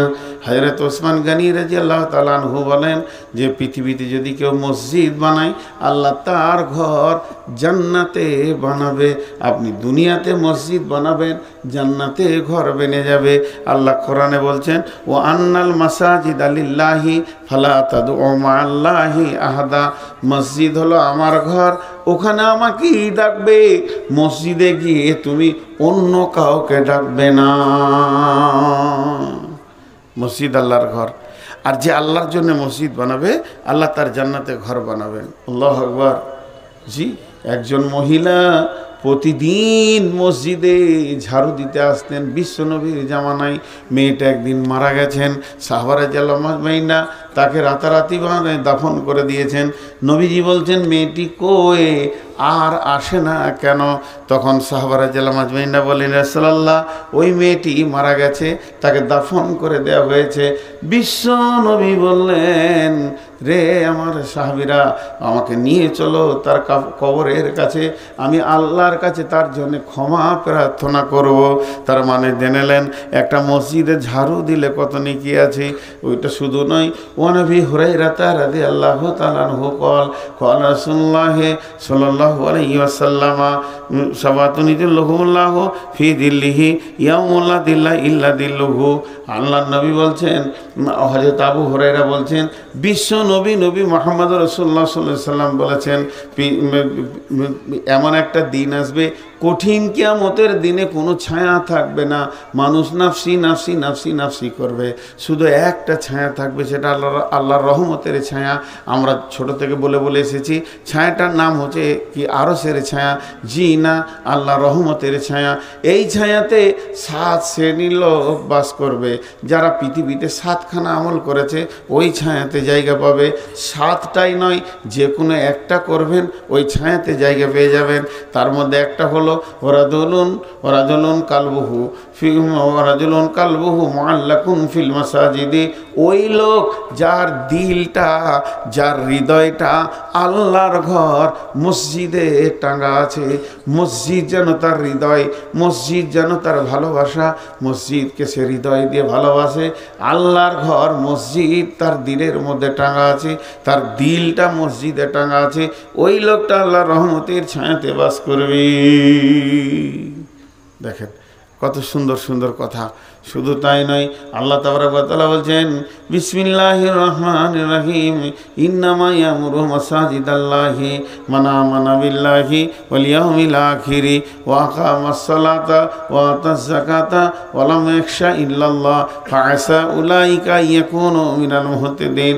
নিশ্চয়ই মসজিদকে ওরাই ভালোবাসবে, মসজিদের দেখভাল ওরাই করবে, মসজিদের তামির ওরাই দিবে যারা ঈমান এনেছে আল্লাহর উপরে, যারা আপনার কিনা সলাত আদায় ঈমান এনে আমানা বিল্লাহি ওয়াল ইয়াউমিল আখিরি, আখিরাতের উপরে যারা ঈমান এনেছে, যারা যাকাত দেয় এবং আল্লাহ ছাড়া যারা অন্য কাউকে ভয় করে না। ইন্নামা ইয়ামুরু মাসাজিদাল্লাহি মান আমানা বিল্লাহি, আল্লাহর উপরে ঈমান এনেছি, ওয়াল ইয়াউমিল আখিরি, আখিরাতের উপরে ঈমান আছে, ওয়া আকামাস সালাতা, যারা সালাত আদায় করে, ওয়া আতাজ যাকাতা, যারা যাকাত দেয়, ওয়া লাম ইয়াখশা ইল্লাল্লাহ, আল্লাহ ছাড়া কাউকে ভয় করে না। এই লোকগুলি মসজিদ বানাবে, এদের টাকাতে মসজিদ হবে, এরা মসজিদকে ভালোবাসবে, মসজিদে থাকবে, মসজিদের দেখভাল করবে, এরাই মসজিদের সমস্ত কিছু খোঁজ খবর রাখবে। আল্লাহ তাবারক ওয়া তাআলা বলছেন মসজিদ এমন একটা জিনিস যেটা আল্লাহর ঘর। আল্লাহ তাবারক ওয়া তাআলা বলছেন ফালিয়াবুদু রব্বা হাদাল বাইত। এটা কাবা শরীফকে কেন্দ্র করে আয়াতটা নাজিল হয়েছে। আমি যদি আপনাদের মসজিদের দিকে এরকম করে আঙ্গুলটা তুলে বলি ফালিয়াবুদু রব্বা হাদাল বাইত, এই ঘরের যে মালিক অর্থাৎ মসজিদের যে মালিক, মসজিদের ঘরটা যে মানে যে মালিক, ওকে তোমরা ইবাদত করো। আল্লাযী আতামাহুম মিন জু'ইন ওয়া আমানাহুম মিন খাউফ। এই ঘরের মালিক দুইখানা প্রাইজ দেবে, একটা হলো তোমাদেরকে খাওয়াবে, অভাব দেখাবে না। দ্বিতীয় নম্বর হলো এই ঘরের মালিক তোমাদেরকে আমান দেবে, নিরাপত্তা দেবে, তোমাদের গায়ে কেউ হাত দেবে না। আজকে যেখানে সেখানে মুসলমানকে কাটছে মারছে এটাও পারবে না, যদি ওই ঘরের মালিককে তোমরা রাজি রাখতে পারো। ভাইরা আমার, 7টা মিনিট আপনাদের কাছে আমি কিছু চাইছি। কেউ আছেন 2000, 5000, 10,000 দেনেওয়ালা? 7টা মিনিট ঠিক 15তে ছাড়ব। 1 ঘন্টা 45 মিনিট আপনাদের কাছে থাকছি। আল্লাহর গোলাম কেউ আছেন দেনেওয়ালা? আপনি এখানে মসজিদে দেবেন, আপনার বদলা আখিরাতে পেয়ে যাবেন। কত সুন্দর করে আল্লাহ তাবারক ওয়া তাআলা বলেছেন। কিন্তু আফসোস করেছেন বিশ্বনবী। বিসমিল্লাহির রহমানির রহিম। ওয়া নবী হুরায়রা রাদিয়াল্লাহু তাআলা আনহু قال قال رسول الله صلى الله عليه وسلم إذا اتخذ الفي دبالا والأمانة مغرما والزكاة مغرما تعلم لغير دين آتى الرسول امرأته أكا أمه أدنى صديقه أقصى أباه جاهرت الأصوات في المساجد। আল্লাহর নবী বলছেন কিয়ামতের আগে পৃথিবীর অবস্থাটা কেমন হবে শুনে লাও। আর জনসাধারণের মাল নেতারা লুটে খাবে, জাকাতকে জরিমানা মনে করবে, আমানতের খেয়ানতি চলবে, পুরুষেরা মেয়েদের পেছনে একদম খ্যাপা কুকুরের মতো ঘুরে বেড়াবে, মাকে ধুমকে কথা বলবে, বাপকে ঝিড়কে কথা বলবে, বন্ধু বান্ধবকে নিকট আত্মীয় বানাবে। আর সেই জামানাটা এমন চলবে জাহারাতিল আসওয়াত ফিল মাসাজিদে, মসজিদের ভিতরে জোরে জোরে জোরে জোরে বসে বসে গল্প করবে। তাদের এহতিয়াত হবে না, লজ্জা লাগবে না, যেটা আল্লাহর ঘর, এখানে জোরে কথা বলা যায় না। তারা চিল্লিয়ে চিল্লিয়ে মসজিদকে ক্লাবের মতো ব্যবহার করবে, মসজিদকে বটখানার মতো ব্যবহার করবে, বাংলা ঘরের মতো ব্যবহার করবে। অথচ উচিত ছিল মসজিদে হালকা করে মাথা নামিয়ে কথা বলা, মসজিদে নরম করে কথা বলা, চুপচাপ ফিসফিস করে কথা বলা। আপনি দেখছেন আমি একা, জি না। তো আপনি যখনই মসজিদ ঢুকবেন ওয়াসসালাতু ওয়াসসালামু আলাইকা ইয়া রাসূলুল্লাহ আল্লাহুম্মা ইফতাহলি আবওয়াবা রাহমাতিকা আসসালামু আলাইকুম দিয়ে মসজিদ ঢুকেন। কারণ মসজিদে একটাও মানুষ নাই, তাহলে সালামটা কি মসজিদকে দিলাম? জি না। মসজিদ আল্লাহর হাজারো ফেরেশতা থাকতে পারে, কোনো না কোনো ফেরেশতা রুকু সাজদাতে পড়ে থাকতে পারে। মসজিদ কোনো সময় খালি থাকবে না। আল্লাহর ঘর মসজিদকে হৃদয় দিয়ে যদি ভালোবাসেন, আল্লাহ তাবারাক ওয়া তাআলা কঠিন কিয়ামতের দিনে সে রহমতের ছায়াতে জায়গা দিবি। জি ভাই, একজনও বলবেন না। যদি বলেন যে সব কালেকশন আউয়ালকে দিয়ে দিয়েছি, তাহলে আমি আখির, ও আউয়াল আমি আখির। ওর বাপ নামখানা রেখেছিল, বাপ যেখানেই যেছে প্রথমেই লুটিলিয়ে বেরিয়ে পড়ছে। আমার বাপ ভুল করে নাম রেখে দিয়েছে উল্টো পাল্টা, আমাকে কি মানুষ কি আর আগে দেয়? জি ভাই, কেউ আছেন আল্লাহর গোলাম? এত বলার পরেও একজনে দিচ্ছে না। হ্যাঁ হ্যাঁ, যদি কেউ বাকি থাকেন তো দেন, বাকি না থাকেন তার আপনাদেরকে কি বলবো। 5,000 টাকা করে নাজিম, নাজিম 5,000 টাকা লিখেন। দেখেন নাজিম দেখলে যে অপমান হয়ে যাবে, তো মান সম্মানটা রাখি, যাক 5,000। আর কেউ আছেন ভাই আমার? আর কেউ আছেন? হ্যাঁ, সাবদুল শেখ 5,000 টাকা। মাশাআল্লাহ, দুইজন হলো। আপনাদের দিকে তো অনেক রাত পর্যন্ত লোক থাকে। আমাদের বর্ধমানে 11টাই শেষ। সেলিম শেখ 5,000। সেলিম শেখ 5,000। কিরে বাপ, কত? 200 টাকা আর নাই? যাক, মান সম্মান রেখেছিস, যা ভর। 200 টাকা। সেলিম শেখ 5,000। আমাদের বর্ধমানে 11টাই জালসা শেষ হয়ে যায়, 11টা 12টা বাস। আপনারা বেশ ধৈর্য ধরে রয়েছেন। তবে আপনাদের থেকে আপনাদের মহিলারা বলিষ্ঠ বেশি, মুখ বন্ধ হয়নি, সমাদে চালিয়ে যাচ্ছে। কি করে সংসার করছেন বা, কঠিন জিনিস।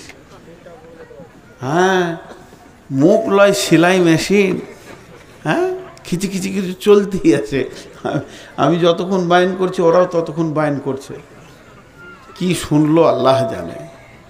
জি ভাই, আর কেউ আছেন? 5,000 করে 3 জন হয়েছে, 10 জন দেন কমসে কম। আর কেউ আছেন 5,000 দেনেওয়ালা? আল্লাহর গোলাম, রসুলের উম্মত।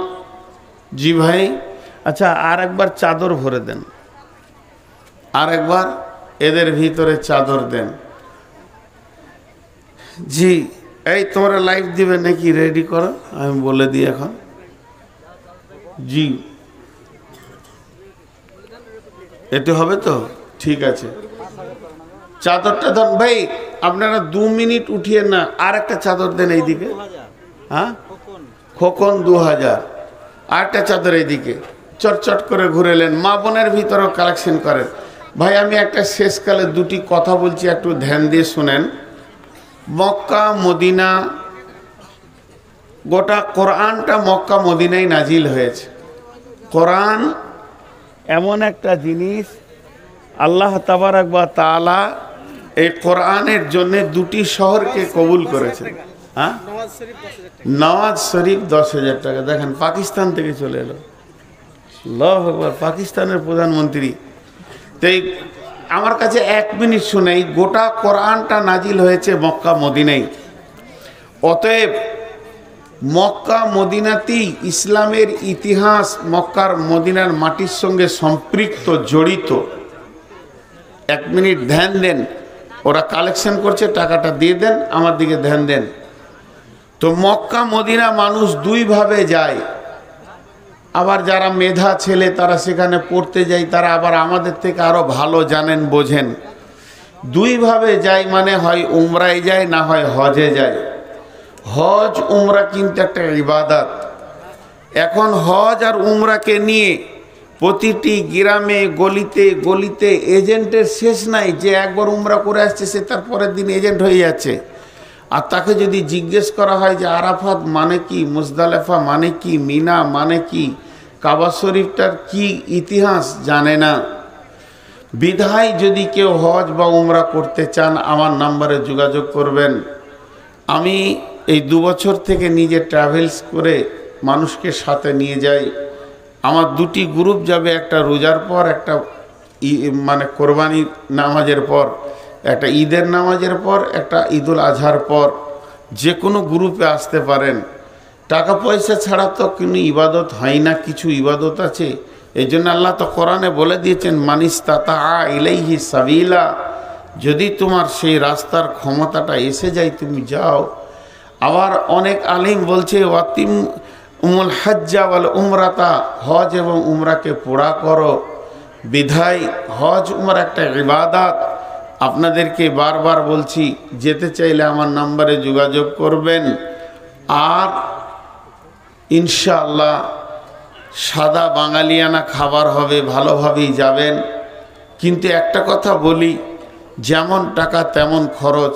আজকে কম্পিউটারের যুগ, হোটেলের ভাড়া কত, প্লেন ভাড়া কত দেখে নিতে পারবেন। 3টে আছে, একটা 90,000, একটা 1 লাখ, 1,10,000।